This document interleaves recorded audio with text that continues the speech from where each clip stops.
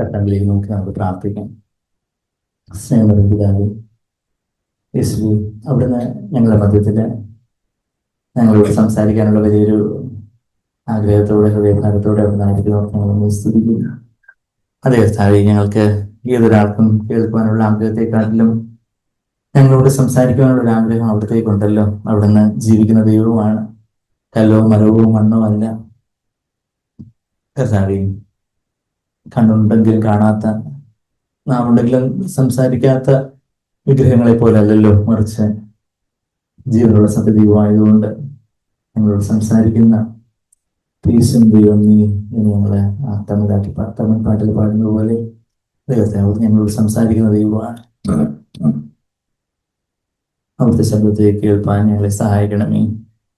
അതിന് തടസ്സമായിട്ടുള്ള ഞങ്ങളുടെ ആ സ്വന്തം ഇഷ്ടം, ഞങ്ങളുടെ ജഡം കർത്താവെ, അതിനെ സമ്പൂർണ്ണമായിട്ടും താഴ്ത്തി ഏൽപ്പിക്കുന്നു. കർത്താവെ, ആ ക്രൂസിലേക്ക്, ആ യാഗപീഠത്തിലേക്ക് ഞങ്ങളുടെ ജഡത്തെ, ഞങ്ങളുടെ സ്വന്തം ഇഷ്ടത്തെയും ഞങ്ങളെ സമർപ്പിക്കുന്നു. ആ തിരശ്ശീല ചീന്തപ്പെടട്ടെ കർത്താവെ. വചനത്തിന്റെ വാള് ഞങ്ങളുടെ ജഡമാകുന്ന തിരശ്ശീലയിൽ ചീന്തട്ടെ. പരിശുദ്ധാത്മാവ് ഞങ്ങളുടെ ആത്മാവിലേക്ക് വന്നിറങ്ങി അവിടുത്തെ ശബ്ദം ആത്മാവിൽ ആ കാഹളത്തിന് പോലെ കർത്താവ് അവിടുത്തെ ശബ്ദത്തെ കേൾപ്പാൻ ഞങ്ങളെ സഹായിക്കണമേ, രൂപാന്തരപ്പെടുത്തണമേ, അങ്ങേപ്പോലെ ആക്കി തീർക്കണമേ. കർത്താവെ, ഞങ്ങൾക്ക് യേശുവിനെ പോലെ ആയിത്തീരണം, അവിടുത്തെ ദൈവ സ്വഭാവത്തിൽ പങ്കാളിയായി തീരണം. അതേ കർത്താവെ, അവിടുത്തെ ഹൃദയത്തെ അധികമായിട്ട് അറിയണം. അങ്ങനെയുള്ള ആഴത്തുള്ള ഒരു കൂട്ടായ്മയിലേക്ക്, ഇനിയും ആഴത്തുള്ള ഒരു കൂട്ടായ്മയിലേക്ക് ഞങ്ങൾക്ക് വരണം. അതിനായിട്ട് വചനം ഞങ്ങളെ ശുദ്ധീകരിച്ച് രൂപാന്തരപ്പെടുത്തി വഴി നടത്തുമെന്ന് പ്രാർത്ഥിക്കുന്നില്ല. യേശുവിന്റെ വിധേയമായ രൂപനാമത്തിൽ ആമീനാണ്. നമുക്ക് സദൃശവാക്യത്തിൽ ഒരു വാക്യം നമ്മള് നിങ്ങൾക്ക് ചിലർക്ക് പരിചയം കാണുക, എല്ലാവർക്കും അത്ര പരിചയം കാണത്തില്ല. എന്നാൽ സിമ്പിൾ ആയിട്ടുള്ള ഒരു കാര്യത്തെ കുറിച്ചാണ് ഞാൻ പറയാൻ വരുന്നത്. സദൃശവാക്യം 27-ാം അധ്യായത്തിന്റെ 21-ാമത്തെ വാക്യം. അത് പലർക്കും അത്ര പരിചയമില്ലാത്തൊരു വാക്യമാണ്. അവിടെ മനുഷ്യന്റെ പ്രശംസ, മനുഷ്യന് ബാക്കിയുള്ളവർ പ്രശംസിക്കുന്നത്, മനുഷ്യമാനം, അത് എത്രമാത്രം ഒരു ശോധനയാണ്. മറ്റുള്ളവര് നമ്മളെ പ്രശംസിക്കുന്നത് അല്ലെങ്കിൽ പ്രശംസിക്കാതിരിക്കുന്നത്, മനുഷ്യമാനം തേടുന്നത്, അതൊരു ശോധന. മനുഷ്യമാനം അത് കിട്ടുന്നതോ കിട്ടാതിരിക്കുന്നതോ അതൊരു പരിശോധനയാണ്, അതൊരു ടെസ്റ്റാണെന്ന് പറയുക. സദൃശവാക്യം 27-ാം അധ്യായത്തിന്റെ 21-ാമത്തെ വാക്യം. വെള്ളിക്ക് പുടവും പൊന്നിന് മൂശയും ശോധന, മനുഷ്യനോ അവന്റെ പ്രശംസ. വെള്ളി, സിൽവറിന് ക്രൂസിബിൾ ഉണ്ട്. ക്രൂസിബിൾ എന്ന് പറഞ്ഞാല് ഈ ഹീറ്റ് ചെയ്യാൻ ഉപയോഗിക്കുന്ന ഈ ലോഹങ്ങളെയൊക്കെ ഉരുക്കി, നമുക്ക് ഈ പുടം, മൂശ എന്നൊക്കെ പറയുമ്പോ എന്ത് ഈ സഹോദരൻ പറയുന്നു, ഇന്നത്തെ പിള്ളേർ പറയും എന്തോ ആർക്കും മനസ്സിലാകാതെ ഭാഷയൊക്കെ പറയുന്നത്, അന്യഭാഷ പറയുന്ന സഹോദരൻ. പുടം, മൂശ എന്നൊക്കെ പറഞ്ഞാൽ നമുക്ക് എന്താ മനസ്സിലാവും. പറയാന്ന് പറഞ്ഞിട്ട് തന്നെ ആൾക്കാർക്ക് ഉറി, പറയാന്നൊക്കെ പറഞ്ഞാൽ തന്നെ ആൾക്കാർക്ക് കൊച്ചുങ്ങൾക്ക് അറിയത്തില്ല. അത് പടമൊക്കെ കാണിച്ചു കൊടുക്കണം, ഇതാണ് ഉറി, ഫോർ ഉറി എന്നൊക്കെ പറഞ്ഞ് അവർക്ക് ഈ ബാലപാഠം പറഞ്ഞു കൊടുക്കുമ്പോ ഇതാണ് ഉറി എന്ന് പറഞ്ഞ സംഭവമൊക്കെ. അതൊന്നും നമ്മള് ഞങ്ങളുടെ കൊച്ചുനാൾ തന്നെ കണ്ടിട്ടുണ്ട്. ഇപ്പോഴത്തെ പിള്ളേരൊന്നും കണ്ടിട്ട് പോയില്ല. അപ്പൊ പുടവും മൂശ എന്നൊക്കെ പറഞ്ഞാൽ നമുക്ക് ഇംഗ്ലീഷ് പറഞ്ഞാൽ കുറച്ചുകൂടെ മനസ്സിലാവും. ക്രൂസിബിൾ, ഫേർണസ് എന്നൊക്കെ പറഞ്ഞാൽ കുറച്ചുകൂടെ മനസ്സിലാവും. അതെ, crucible is for silver, furnace is for gold, and each is tested by the praise accorded him. മനുഷ്യനോ തന്റെ പ്രശംസ. അതിന്റെ മലയാളം ട്രാൻസ്ലേഷൻ കുറച്ചുകൂടെ ആക്ഷരികമായ പരിഭാഷ. ഇംഗ്ലീഷില് പ്രൈസ് ഇസ് ഈച്ച് അല്ലെങ്കിൽ ഫോർ മാൻ പ്രൈസ്, അതാണ് അതിന്റെ ആക്ഷരികമായ. ഇബ്രാഹിം ഭാഷയിൽ അധികം മാറ്റൊന്നും ഉപയോഗിച്ചിട്ടില്ല. പ്രൈസ് അക്കോർഡഡ് ഹിം എന്ന് NASB കുറച്ചുകൂടെ അങ്ങ് പാരഫ്രൈസ് ചെയ്ത് പറഞ്ഞേക്കുക. മനുഷ്യന് പ്രശംസ, മനുഷ്യൻ എന്നുള്ള വാക്കിനെ അവിടെ ഉപയോഗിച്ചിട്ടുണ്ട്. ഈച്ച് എന്നുള്ളതിനെ കേട്ട് മനുഷ്യൻ. അപ്പം പ്രശംസ കിട്ടുന്നതോ കിട്ടാതിരിക്കുന്നതോ, മനുഷ്യമാനം. അപ്പൊ അതായത് പലപ്പോഴും നമ്മളുടെ ക്രിസ്ത്യ ജീവിതത്തിൽ നമ്മളെ ഒത്തിരി എന്താണ് പറയുന്നത്, താഴേക്ക് വലിച്ചിടുന്ന, ഈ ഭൂമിയിലേക്ക് ബന്ധിച്ചിടുന്ന ഒരു കാര്യം എന്താണെന്ന് വെച്ചാൽ മനുഷ്യന്റെ മാനമാണ്. അവരെന്ത് പറയും, ഇവരെന്ത് പറയും, അയ്യോ എന്നെ കുറിച്ച് ബാക്കിയുള്ളവർ എന്ത് വിചാരിക്കുമായിരിക്കും, അല്ലെങ്കിൽ അവര് നമ്മളെ കുറിച്ച് നല്ലത് പറയുമ്പോൾ നമ്മളങ്ങ് പൊങ്ങിപ്പോയി ഇങ്ങനെ കോളറൊക്കെ പൊക്കി അങ്ങ് സീലിംഗിൽ ചെന്നിരിക്കും. എന്തെങ്കിലുമൊക്കെ താഴ്ത്തി പറയുമ്പോഴേക്കും നമ്മളിങ്ങനെ പാതാളത്തോളം താണുപോയി. ഇങ്ങനെ നമ്മൾ ഈ അപ്പ് ആൻഡ് ഡൗൺ, അത് ശരിക്കും പറഞ്ഞാൽ പിശാച് കൈകൊട്ടിത്തിരിക്കും. അങ്ങനെ കൈകൊട്ടിച്ചിരിക്കും നമ്മളെ. അങ്ങനെ എന്തെങ്കിലും നമ്മുടെ എന്താ എന്നീ കാർമേക്കലിന്റെ ഒരു കോട്ട് സ്ത്രീയിൽ ഇടയ്ക്കിടയ്ക്ക് ഇടാറുണ്ട്. The praises of man elates me അല്ലേ? അതായത് മനുഷ്യന്റെ പ്രശംസ എന്നെ അങ്ങ് സന്തോഷഭരിതനാക്കുന്നു. അവന്റെ പിന്നെന്തായിരുന്നു, ബ്ലെയിം ഡിപ്രസസ് മീ അല്ല, എമി കാർമൈക്കലിന്റെ ഇങ്ങനെ ബർത്തിയറും ഡെത്തിയറും കൂടെ ചോദിക്കുകയാണെങ്കിൽ സ്ത്രീകളെ കാണാതെ പറയും. ചെറിയ എല്ലാ പ്രാവശ്യം ഇങ്ങനെ കോട്ട് ഇടുന്നുണ്ട്, 1911 എന്ന് പറയും, 1811 എന്നൊക്കെ പറഞ്ഞതുപോലെ. അതൊക്കെ കാണാപ്പാടാണ് സ്ത്രീകളൊക്കെ ഈ പലരുടെയും മഹാന്മാരുടെ കോട്ട് ഇടുന്നതുണ്ട്. അപ്പം എമി കാർമൈക്കൽ എന്ന് പറഞ്ഞൊരു ഒരു വിദേശ വനിത മിഷണറി ലേഡി, അവര് എവിടുന്ന വന്നത്, അയർലൻഡ്. അയർലൻഡ് ഇന്ന് പറയുമ്പോൾ നമ്മള് പിള്ളേർക്ക് അയർലൻഡിലോട്ട് പോവുകയാണ്.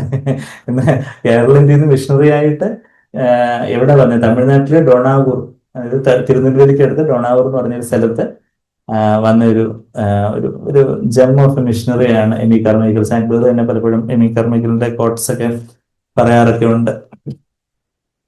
അപ്പം എമി കാർമൈക്കലിന്റെ ചില ബുക്സ് ഒക്കെ ഉണ്ട്. അപ്പൊ അതിനകത്ത് കാൽവരി സ്നേഹം, ഞാൻ ഇങ്ങനെയാണെങ്കിൽ ഞാൻ കാൽവരി സ്നേഹം അറിഞ്ഞിട്ടില്ല, എന്നുവെച്ചാൽ വേണ്ടുമെന്ന് അറിഞ്ഞിട്ടില്ല എന്ന് പറയുന്ന പല ഒരു കാവ്യാത്മകമായ കോട്ട്സ്. അപ്പൊ അതിനകത്തൊന്ന്, അതായത് മനുഷ്യന്റെ പ്രശംസ എന്നെ അങ്ങ് മുകളിലോട്ട്, എന്നെ അങ്ങ് സന്തോഷഭരിതമാക്കുന്നു. ആരെങ്കിലും എന്നെ ഒന്ന് കുറ്റം പറഞ്ഞാൽ ഞാൻ അങ്ങ് ഡിപ്രഷൻ ആയി പോകുന്നു. അങ്ങനെ ഉണ്ടെങ്കിൽ ഞാൻ കാൽവരി സ്നേഹത്തെ കുറിച്ച് കാര്യമായി അറിഞ്ഞിട്ടില്ല എന്ന് പറയുന്നത് നമ്മള് കുറച്ചൊരു അതൊരു എക്സാജറേഷനാ. അതിൽ അറിയേണ്ടതുപോലെ അറിഞ്ഞിട്ടില്ല. ശരിയാണ്, നമ്മളെല്ലാം ജഡത്തിലുള്ളവരാണ്, നമ്മളെല്ലാവരും ജഡത്തിലുള്ളവരാ. അപ്പൊ നമ്മള് ഉറങ്ങിപ്പോവാൻ സാധ്യതയുണ്ട്. അപ്പൊ അല്ല, ഇവ സാധാരണ ഉറങ്ങുന്ന ആളല്ലേ ഇപ്പൊ ഉറങ്ങിയത്, സാരമില്ല. അപ്പൊ എല്ലാവരും ജഡത്തിലുള്ളവരാണ്. അപ്പൊ അതുകൊണ്ട് നമുക്ക് മനുഷ്യന്റെ ഒരു പ്രശംസ, മനുഷ്യമാനം, അത് നമുക്ക് ഭയങ്കര ഒരു നമ്മളുടെ ജഡത്തിലൊരു രൂഢമൂലമായിട്ടുള്ളൊരു കാര്യമാണ്. ഒരു മനുഷ്യമാനം തേടുന്നത്, അത് ഞാൻ എന്നുള്ള ഒരു ഭാവം, ആ ഒരു ഈഗോ. പക്ഷെ അത് ക്രൂസിലാകുമ്പോഴാണ് യഥാർത്ഥത്തിൽ പരിശുദ്ധാത്മാവിന്റെ വലിയൊരു സ്വാതന്ത്ര്യം നമുക്ക് അനുഭവിക്കാൻ ഒക്കുന്നത്. മനുഷ്യന്റെ മാനം, അത് ആ ഒരു ജഡത്തിന്റെ ഒരു വലിയൊരു കാര്യം. നമ്മുടെ ജഡത്തിന്റെ 3 കാര്യങ്ങളായിട്ട്, ജഡത്തിലുള്ള 3 മോഹങ്ങളായിട്ട് നമ്മൾ സാധാരണ പറയുന്ന കാര്യങ്ങളുണ്ട്, 3 കാറ്റഗറീസ്. എന്താ അതുകൊണ്ടാണ് ലോകത്തിലുള്ളത്. ആ ലോകത്തിലുള്ളതിന് കറസ്പോണ്ടിങ് ആയിട്ടുള്ള റിസപ്റ്റേഴ്സ് ആണ്. ഇപ്പൊ ഈ ഫാർമക്കോളജി ഒക്കെ പഠിക്കുമ്പോൾ ഇന്ന മരുന്ന് ഇന്ന റിസപ്റ്ററിൽ ആക്ട് ചെയ്ത് പറഞ്ഞാൽ ലോകത്തിലുള്ള മോഹങ്ങള്, അതാണ് അതിന്റെ കറസ്പോണ്ടിങ് ആയിട്ടുള്ള കാര്യമാണ് നമ്മുടെ ജഡത്തിലും. അതിന് കറസ്പോണ്ടിങ് എന്ന് പറഞ്ഞാൽ എന്താ മലയാളത്തിൽ പറഞ്ഞാൽ, അതിന് ആനുപാതികമായിട്ട് അല്ലെങ്കിൽ അതിന് ചേർന്ന് നിൽക്കുന്ന കാര്യങ്ങളാണ് നമ്മുടെ ജഡത്തിലും ഉള്ളത്. അത് രണ്ടും കൂടെ ചേരുമ്പോഴാണ് പാപമായി തീരുന്നത്. അപ്പൊ അതായത് ലോകത്തിലുള്ളത് എന്താണ്, നമ്മളിവിടെ ഒരു വിരൽ വെച്ചുകൊണ്ട് നമുക്ക് എല്ലാവർക്കും അറിയാവുന്ന വാക്യം, എങ്കിലും ഇടയ്ക്കൊക്കെ ആ വാക്യമൊക്കെ എടുത്ത് നോക്കുന്നത് നല്ലതാണല്ലോ. എന്താ പറയുന്നേ, ലോകത്തിലുള്ളത് 1 യോഹന്നാൻ 2-ാം അധ്യായത്തിന്റെ 16-ാമത്തെ വാക്യമാണ്. അപ്പൊ ഇവിടെ മനുഷ്യന്റെ പ്രശംസയുടെ കാര്യം പറയുമ്പോൾ അത് എന്താണ്, നമ്മളിപ്പം ഇതെന്തോ വലിയ വലിയ കാര്യങ്ങളെന്ന് ചോദിച്ചാൽ അത് ശരിക്കും വളരെ രൂഢമൂലമായിട്ടുള്ള ഒരു കാര്യമാണ്. നമ്മളെ തന്നെ കഴുകണ്ട്, ദൈവമുമ്പാകെ ക്ലെൻസ് ചെയ്യേണ്ട കഥാവേ, ആ ഒരു മനുഷ്യൻ പ്രശംസിക്കുന്നതോ പ്രശംസിക്കാതിരിക്കുന്നതോ ഒന്നും എന്നെ അഫക്റ്റ് ചെയ്യാത്ത രീതിയിലേക്ക് എന്നെ ഉയർത്തണമേ എന്ന് നമ്മൾക്ക് അതാ നമ്മുടെ ആത്മീയജീവിതം ഒത്തിരി അങ്ങ് ഫ്രീ ആവും. നമ്മുടെ ജീവിതം 1 യോഹന്നാൻ 2:16 എന്താ പറയുന്നേ, ജഡമോഹം കൺമോഹം ജീവനത്തിന്റെ പ്രതാപം. ഇങ്ങനെ ലോകത്തിലുള്ളതെല്ലാം പിതാവിൽ നിന്നല്ല, ലോകത്തിൽ നിന്ന് എത്രയാകുന്നു. ലോകത്തിൽ എന്താ ഉള്ളത്, ലോകം എന്ന് പറഞ്ഞ ലോക വ്യവസ്ഥ എന്ന് പറഞ്ഞാൽ മണി, ഓണർ, പ്ലഷേഴ്സ്. നമ്മൾ സാധാരണ സിമ്പിൾ ആയിട്ട് പറയാറുണ്ട് MHP എന്ന് ഓർക്കാൻ വേണ്ടി. MHPയുടെ ഒരു full form money, honour, pleasures, വേറെ full form most holy place. ഈ മണി, ഓണർ, പ്ലഷേഴ്സ് താണ്ടിയാലേ മോസ്റ്റ് ഹോളി പ്ലേസിലോട്ട് പോകാൻ പറ്റുള്ളൂ. മണി, ഓണർ, പ്ലഷേഴ്സ് ആണ് ജഡമാകുന്ന തിരശ്ശീലയിലുള്ളത്. അത് ചിന്തപ്പെട്ടാല് പരിശുദ്ധാത്മാവിന്റെ നിറവില് അതിവിശുദ്ധ സ്ഥലത്ത് മോസ്റ്റ് ഹോളി പ്ലേസില് കർത്താവിന്റെ മുമ്പാകെയുള്ള ഒരു ജീവിതം. കർത്താവിന്റെ മുമ്പാകെ നമ്മള് കഴിഞ്ഞ ആഴ്ചയും അവർ കർത്താവ് നമ്മളെ അക്സെപ്റ്റ് ചെയ്തിരിക്കുന്നു, കർത്താവ് നമ്മളെ സ്നേഹിക്കുന്നു, സ്വീകരിച്ചിരിക്കുന്നു, കർത്താവ് നമ്മൾ പൂർണ്ണരാണ് എന്നുള്ള കാര്യമൊക്കെ നമ്മൾ കാണുമ്പോൾ യഥാർത്ഥത്തിൽ ആ വെളിപ്പാടിൽ നമ്മൾ ജീവിക്കണം. കർത്താവിന്റെ സന്നിധിയിൽ തന്നെ നമുക്ക് ജീവിക്കണം എന്നുണ്ടെങ്കിൽ അതിന് വലിയൊരു തടസ്സമുള്ളത് നമ്മുടെ ജഡമാണ്. ഈ ജഡത്തിൽ എന്തൊക്കെയാ ഉള്ളതെന്ന് വെച്ചാൽ, ഒന്ന് കൺമോഹം. കൺമോഹം എന്ന് പറഞ്ഞാൽ കാണുന്നതെല്ലാം വേണം. എനിക്ക് അതുപോലൊരു വീട് വേണം, അല്ലെങ്കിൽ എനിക്ക് അതുപോലുള്ളൊരു കാറ് വേണം, അതുപോലൊരു ബംഗ്ലാവ് വേണം, എനിക്ക് അത് കാണുന്നതെല്ലാം വേണം. അതാ കൺമോഹം. പണം കൊണ്ട് വാങ്ങിക്കാൻ പറ്റുന്ന കാര്യങ്ങളോ കൺമോഹം. ആ കാണുന്ന കാര്യങ്ങളെല്ലാത്തിനുള്ള ഒരു ആക്രാന്തം, അതാ കൺമോഹം. പിന്നെ ജഡമോഹം. ജഡമോഹം എന്ന് പറഞ്ഞാൽ ലൈംഗിക ആസക്തി. അത് ദൈവം വെച്ചിരിക്കുന്ന ആ ഒരു വിവാഹത്തിന് മുമ്പോ ആ വിവാഹത്തിന് വെളിയിലോ ഈവൻ വിവാഹത്തിനുള്ളിലാണെങ്കിൽ പോലും സ്നേഹവും സ്നേഹമില്ലാതെ അല്ലെങ്കിൽ സമ്മർദ്ദത്തിലൊക്കെ ഉള്ള ആ ഒരു ലൈംഗിക ആസക്തി. അപ്പൊ അതാ ലൈംഗിക പാപം. അത് ജഡമോഹം ലൈംഗിക പാപങ്ങൾ. പിന്നെ ഓഫ്കോഴ്സ് ഭക്ഷണവും ഉറക്കവും ദൈവം വെച്ചിരിക്കുന്ന വൃത്തം. നമുക്ക് ഭക്ഷണം വേണം, ഭക്ഷണം നമുക്ക് ആസ്വദിക്കാൻ തീർച്ചയായിട്ടും. ഉറക്കവും നമ്മൾ ഉറങ്ങണം. ഉറങ്ങിയില്ലെങ്കിലും കുഴപ്പമില്ല. ഉറങ്ങാൻ ഒരു 8 മണിക്കൂർ എന്തായാലും ഉറങ്ങണം, അല്ലെങ്കിൽ പിന്നെ നമ്മൾ സഭയിൽ വന്നിരുന്ന് ഉറങ്ങും. അപ്പൊ അതുകൊണ്ട് 8 മണിക്കൂറെങ്കിലും നന്നായിട്ട് നമ്മൾ തലേദിവസം രാത്രിയിലൊക്കെ ഉറങ്ങണം. പിന്നെ ഉറങ്ങും ദൈവം ആഗ്രഹിക്കുന്ന സമയത്ത് നമ്മൾ അലേർട്ടായിട്ടിരിക്കുന്ന സമയത്ത് നമ്മൾ ഉറക്കം തൂങ്ങിയിരിക്കുന്നത് ഒരു ജഡമോഹമാണ്. ഇന്നങ്ങ് ഉറങ്ങിയാൽ മതിയല്ലോ. ഇങ്ങനെ രോഗ അവസ്ഥയിലോ അങ്ങനെയൊക്കെ വേറെ പല ശാരീരികമായിട്ട് കാരണങ്ങൾ കൊണ്ട് ഉറക്കത്തിന്റെ പ്രയാസങ്ങൾ വരുന്നവരൊക്കെ ഉണ്ട്. അതിനെ കുറിച്ചൊന്നല്ല ഞാൻ പറഞ്ഞത്. പക്ഷെ ഞാൻ പറഞ്ഞിരിക്കുന്നത് ദൈവം വെച്ചിരിക്കുന്ന വൃത്തത്തിന് വെളിയിൽ ഉള്ള ലൈംഗിക ആസക്തി ആവട്ടെ, പിന്നെന്താ ഭക്ഷണം, ഉറക്കം, അങ്ങനെയൊക്കെയുള്ള കാര്യങ്ങൾ, അത് അതാണ് ജഡമോഹം. കൺമോഹം, ജഡമോഹം, ജീവനത്തിന്റെ പ്രതാപം. അതാണ് നമ്മൾ പറഞ്ഞു വരുന്നത്. അതാണ് നമ്മൾ സദൃശവാക്യം 27-21 നമ്മളിപ്പോ പെട്ടെന്ന് നിങ്ങളുടെ 1 യോഹന്നാനിലോട്ട് ചാടിയെന്ന ജീവനത്തിന്റെ പ്രതാപം. നമ്മള് കുറച്ചാൽ മുമ്പ് സാജിബേർ വന്നപ്പോൾ പറഞ്ഞിരുന്നു പൊങ്ങച്ചം, ആ ഒരു ബോസ്റ്റിംഗ് എന്നുള്ള ആ ഒരു അങ്ങനെ ഒരു അലാസോനായ എന്ന് പറഞ്ഞൊരു വാക്കാണ് അവിടെ ഉപയോഗിച്ചിരിക്കുന്നത്. അത് ബോസ്റ്റിംഗ്. യാക്കോബ് 4:16 വമ്പ് എന്നുള്ള വാക്കാണ് അതിന്റെ ആ ഒരു ആക്ച്വലി മീനിങ്. അതായത് ആ ഒരു മനുഷ്യമാനം ബാക്കിയുള്ളവർ എന്ത് പറയും, ബാക്കിയുള്ളവര് അവരുടെ പ്രശംസ, അല്ലെങ്കിൽ അവര് നമ്മളെ കുറിച്ച് നല്ലത് പറയാൻ വേണ്ടിയുള്ളൊരു മനുഷ്യന്റെ മുമ്പില് നമ്മളിപ്പോ ഈ വിഗ്രഹങ്ങളുടെ മുമ്പിലൊക്കെ ആൾക്കാർ സാഷ്ടാംഗം പ്രണമിച്ച് ഒക്കെ ചെയ്യുമ്പോൾ നമുക്ക് പണ്ടുകാലത്ത് ഞാനും അങ്ങനെയൊക്കെ ചെയ്തിട്ടുള്ള ആളായിരുന്നു. അറിയായ്മയുടെ കാലത്ത് ഹിന്ദു വരുന്ന സമയത്ത്. ഇന്ന് നമ്മള് ജീവനുള്ള ദൈവത്തെ അറിയുമ്പോൾ അയ്യോ വിഗ്രഹങ്ങളുടെ മുമ്പാകെയാണല്ലോ അവർക്ക് അത് അറിയില്ലല്ലോ, സത്യദൈവത്തെ അറിയാത്തതുകൊണ്ടാണല്ലോ അവർ വിഗ്രഹങ്ങളുടെ മുമ്പാകെ. എന്നാൽ യഥാർത്ഥത്തിൽ നമ്മൾ മനുഷ്യമാനം തേടുന്ന പറഞ്ഞാൽ വിഗ്രഹാരാധനയാണ്. മറ്റു മനുഷ്യർ അയ്യോ നിങ്ങൾ എന്നെ ഒന്ന് മാനിക്കണമേ, നിങ്ങൾ എന്നെ ഒന്ന് ഇങ്ങനെ ലൈക്ക് അടിക്കണമേ, നിങ്ങൾ എന്നെ ഒന്ന് ഫോളോ ചെയ്യണമേ, നിങ്ങളൊന്ന് സബ്സ്ക്രൈബ് ചെയ്യണമേ എന്ന് പറയുന്നത് ഇന്നത്തെ ഭാഷയിൽ പറയുകയാണെങ്കിൽ ഇന്നത്തെ പിന്നെ റീച്ച് കിട്ടാൻ വേണ്ടി ആൾക്കാർ ഇൻസ്റ്റാഗ്രാമിൽ റീൽസ് ഇടുന്നു, അത് ഇടുന്നു. വെച്ചാൽ അത് വേണ്ട രീതിയിൽ നമുക്ക് നമ്മളെ കർത്താൻ നാമോദത്തിനായിട്ട് ദൈവത്തിന്റെ കാര്യങ്ങള് റീച്ച് കിട്ടാനായിട്ട് നമ്മള് ലോകമെമ്പാടും നമ്മൾ സാക്ഷികളായിരിക്കണം. അതെല്ലാം നല്ല കാര്യങ്ങളായിരുന്നു. പക്ഷെ നമ്മളെ തന്നെ ഉയർത്താനായിട്ടുള്ള ഒരു കാര്യങ്ങളാണ്. അപ്പൊ അത് ദൈവം നമ്മുടെ മോട്ടീവ്സ് ആണ്, നമ്മളുടെ ഉദ്ദേശ ലക്ഷ്യങ്ങൾ. നമ്മൾ എന്താ ആഗ്രഹിക്കുന്നു, നമ്മളെ തന്നെ ഉയർത്താനാണോ അതോ കർത്താവിനെ ഉയർത്താനാണോ ആഗ്രഹിക്കുന്നത്? അപ്പൊ മനുഷ്യരുടെ മുമ്പാകെ നമ്മൾ വിഗ്രഹാരാധന പോലെ അയ്യോ നിങ്ങൾ എന്നെ ഒന്ന് അനുഗ്രഹിക്കണമേ എന്ന് പറയുന്നത് പോലെയാണ് ഈ മനുഷ്യമാനം തേടുന്നു. അയ്യോ നിങ്ങൾ എന്നെ കുറിച്ച് നല്ലത് പറഞ്ഞില്ലേ, അയ്യോ നിങ്ങൾ എന്നെ കുറിച്ച് മോശം പറഞ്ഞു. അപ്പൊ നമ്മള് ശരിക്കും പറയാൻ അറിഞ്ഞോ അറിയാതെ നമ്മൾ വിഗ്രഹാരാധികളാണ് മനുഷ്യമാനം തേടുന്നത്. അപ്പൊ അതൊരു നമ്മുടെ ജഡത്തില് നമ്മൾ ആരും കുറ്റബോധരായി പോകാൻ വേണ്ടി പറയുന്നത് നമ്മുടെ ജഡത്തിൽ ഗുണമൂലമായിട്ടുള്ള ഒരു കാര്യം. പക്ഷെ കർത്താവ് അതിന്റെ പല ലെയേഴ്സ് നമുക്ക് കാണിച്ചു തരുമ്പോൾ നമ്മൾ കർത്താവിന് മുമ്പാകെ കർത്താവേ I want to be dead to man's praise or blame.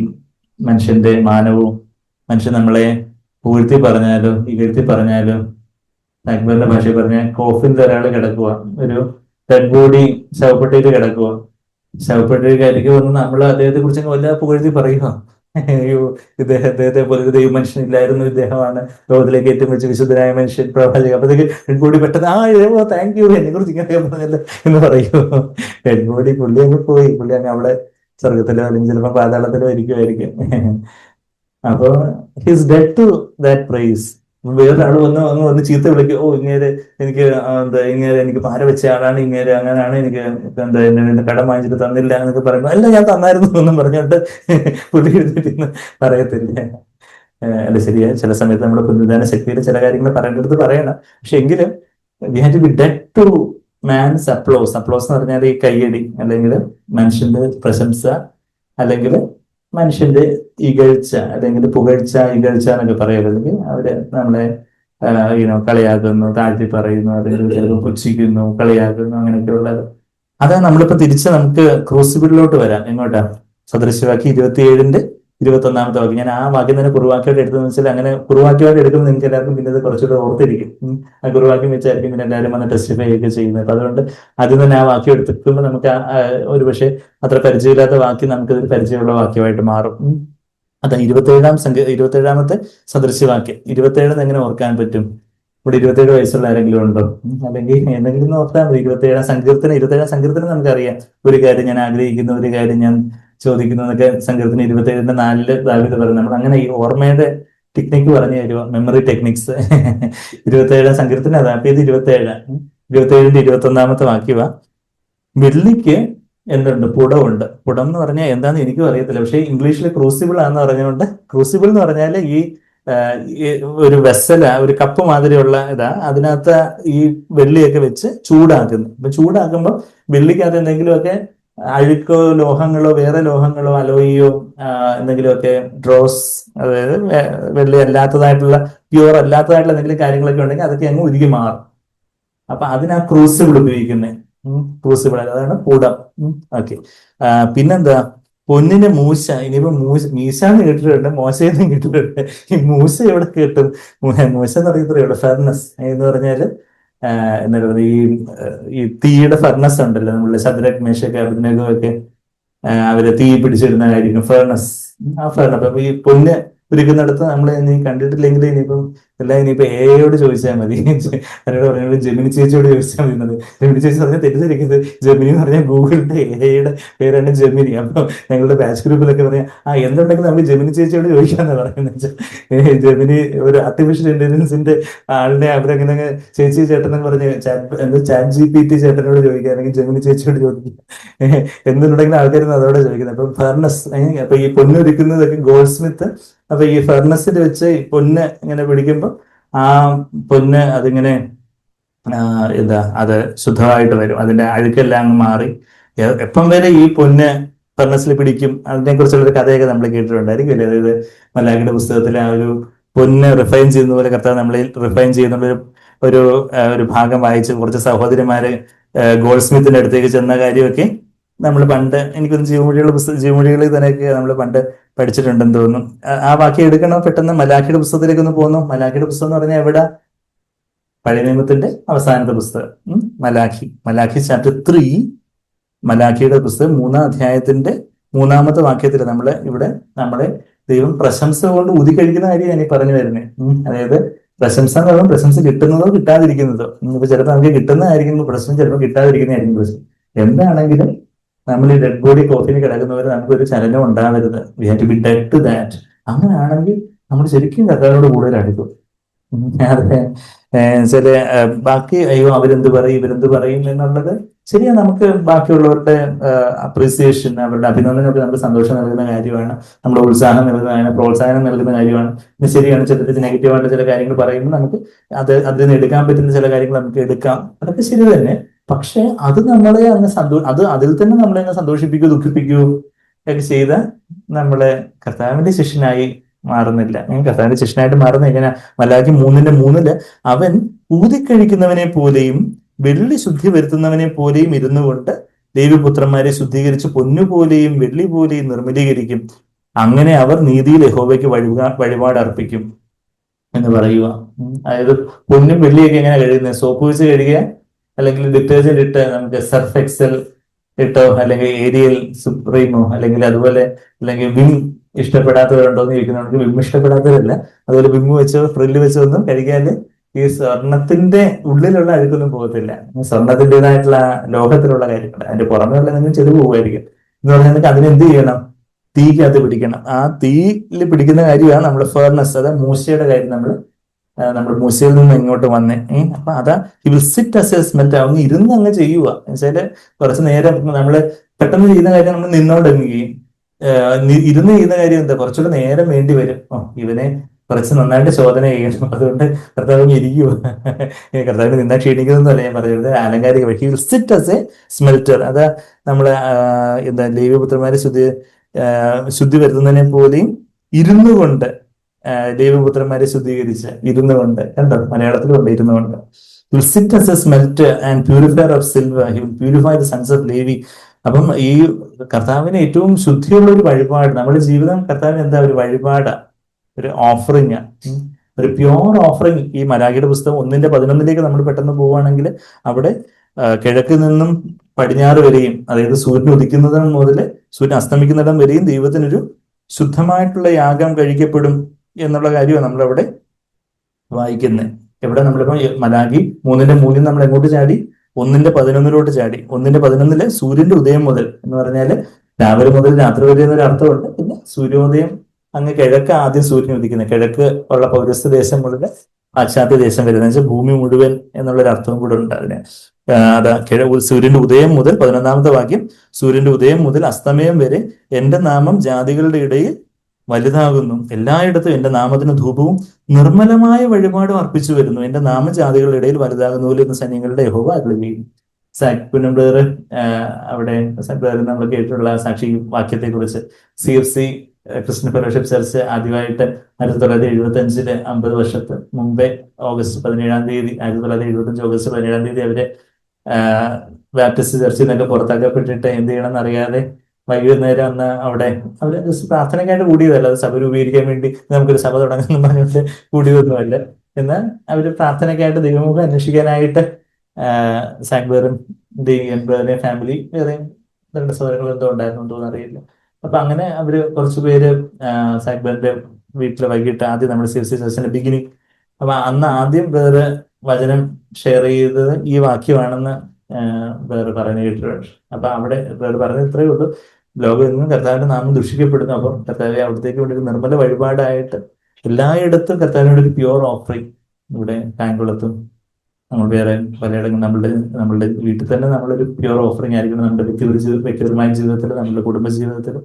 അങ്ങനെയാണെങ്കിൽ നമ്മുടെ സഭ ഒരു പ്യുവർ ഓഫറിങ് ആയിട്ട് കർത്താവിനായിട്ടായിരിക്കുള്ളൂ. അങ്ങനെ ഒരു pure testimony for the Lord's name ദേശത്തെങ്ങും ആയിരിക്കണം എന്നുള്ള ഒരു വലിയ ഹൃദയഭാരത്തോടെ അന്ന് സഹോദരങ്ങൾ കൂടി വന്നതിന്റെ ഫലമായിട്ടാണ് നമ്മൾ ഇന്ന് ഇവിടെ 50 വർഷങ്ങൾക്ക് ശേഷം ഇന്ന് നമ്മളിവിടെ കൂടി വരുന്നത്. അപ്പൊ ഞാൻ പറഞ്ഞ പ്യുവർ ഓഫറിങ്, ആ പ്യുവർ ആക്കുന്നത് എങ്ങനെയാണെന്നുള്ള കാര്യമാണ് നമ്മുടെ mechanism of action, MOA mechanism of action.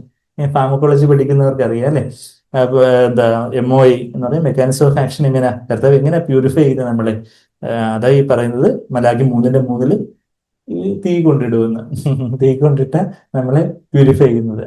അപ്പൊ എപ്പം വരെ തീ, അപ്പൊ ഈ നടന്ന സംഭവമാണെന്ന് അറിയത്തില്ല, എന്തായാലും ആലങ്കാരികമായിട്ട് 3 സഹോദരിമാര് അവരുടെ സഹോദരി കൂട്ടായ്മയിൽ ഇവര് വായിച്ചപ്പം ഈ വെള്ളി ശുദ്ധി വരുത്തുന്നതിനെ ഊതി കഴിക്കുന്നതിനെ പോലെയൊക്കെ പറയുമ്പോൾ എങ്ങനെ ഈ വെള്ളി ഊതി കഴിക്കുന്നേ? അപ്പം പിന്നെ അവര് ഈ ഗോൾഡ് സ്മിത്തിന്റെ അടുത്ത്, സിൽവർ സ്മിത്തിന്റെ അടുത്ത് പോയി നോക്കി. അവരെ തന്നെ ഒരു തിയറി കഴിഞ്ഞിട്ട് പ്രാക്ടിക്കൽ നിങ്ങൾ ലാബിലോട്ട് പോയി പ്രാക്ടിക്കൽ ചെയ്യും അല്ലേ?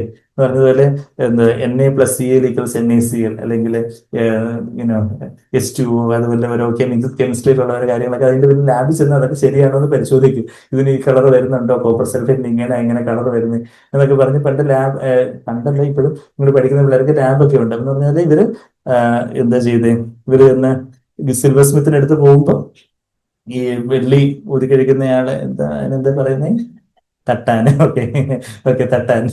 അതിന്റെ അടുത്ത് ചെല്ലുമ്പോ അവരിങ്ങനെ ഈ പൊന്നും വെള്ളിയൊക്കെ ഇങ്ങനെ ഉരുക്കി ശുദ്ധീകരിച്ചുകൊണ്ടിരിക്കുക. അപ്പൊ എത്ര നേരം ഇതിങ്ങനെ ശുദ്ധീകരിച്ചുകൊണ്ടിരിക്കും? കുറെ നേരം ഇത് കഴിഞ്ഞാൽ കുറച്ച് കഴിയുമ്പോൾ മാറ്റുന്നു. അപ്പം പുള്ളിയോട് ചോദിച്ചു, എത്ര നേരമായി ഇതിങ്ങനെ പിടിച്ചുകൊണ്ടിരിക്കുന്നേ ഈ അഗ്നിയില്? അപ്പം പറഞ്ഞു, അത് വളരെ സിമ്പിളാ, എന്നെ മുഖം അതിനകത്ത് കാണാൻ പറ്റുന്നിടം വരെ ഞാൻ അതിനകത്ത് പിടിച്ചുകൊണ്ടിരിക്കാം. അപ്പം ഇവർക്കൊരു ആത്മീയ പാഠം പിടിച്ചു. എന്താ, കർത്താവ് എപ്പം വരെ നമ്മളെ ഈ അഗ്നിയിൽ പിടിച്ചുകൊണ്ടിരിക്കുന്നേ? കർത്താവിന്റെ മുഖം നമ്മളിൽ തെളിഞ്ഞ, അത് ശരിയാണ്, കർത്താവിന്റെ മുഖം പൂർണ്ണമായിട്ട് നമ്മളിൽ തെളിഞ്ഞു കാണുന്നത് അങ്ങനെ പൂർണ്ണത എത്തുന്ന കർത്താവിന്റെ 2ാമത്തെ വരവില്ല. എങ്കിലും കർത്താവ് ആഗ്രഹിക്കുന്ന ഒരളവിൽ കർത്താവിന്റെ മുഖം നമ്മളിൽ തെളിഞ്ഞു കാണുവോളം കർത്താവ് നമ്മുടെ ചില അഗ്നിശോധന എന്ന് പറയുമ്പോൾ, സാധാരണ അഗ്നിശോധന എന്ന് പറയുമ്പോൾ നമ്മൾ ഒരിക്കലും ഏതാണ്ട് വലിയ പ്രശ്നങ്ങളും പ്രതിസന്ധികളും. പക്ഷെ ഇവിടെ നമ്മളിപ്പം തിരിച്ച് നമ്മുടെ സദൃശവാക്യം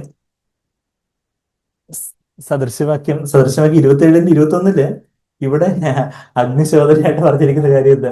പ്രശംസയും ഒരു അഗ്നിശോധനയാണെന്നാണ് പറഞ്ഞിരിക്കുന്നത്. അതാ വെള്ളിക്ക് പുടവും പൊന്നിന് മൂശയും ശോധന. മനുഷ്യൻ എന്താ ശോധന? അവന്റെ പ്രശംസയാണ് ശോധന. മനുഷ്യന് പ്രശംസ കിട്ടുന്നതോ കിട്ടാതിരിക്കുന്നതോ. ഹലാൽ എന്ന് പറഞ്ഞാൽ ഇപ്പം ഭയങ്കര വിവാദമായ കാര്യമാണ്. പെട്ടെന്ന് ചില ഈ സഹോദരനെ കുറച്ച് അന്തവും ബന്ധമില്ലാത്ത വാക്കുകളൊക്കെ പറയുന്നത് നിങ്ങൾ പേടിക്കണ്ട. എബ്രായ ഭാഷയില് ഈ പ്രശംസയ്ക്കുള്ള വാക്ക് മാഹലാൽ എന്നാണ്. മാഹലാൽ വന്നിരിക്കുന്നത് ഈ ഹലാലിൽ നിന്ന്. മാഹലാൽ എന്ന് പറഞ്ഞാൽ പ്രൈസ്, ബോസ്റ്റ് എന്നൊക്കെയാ.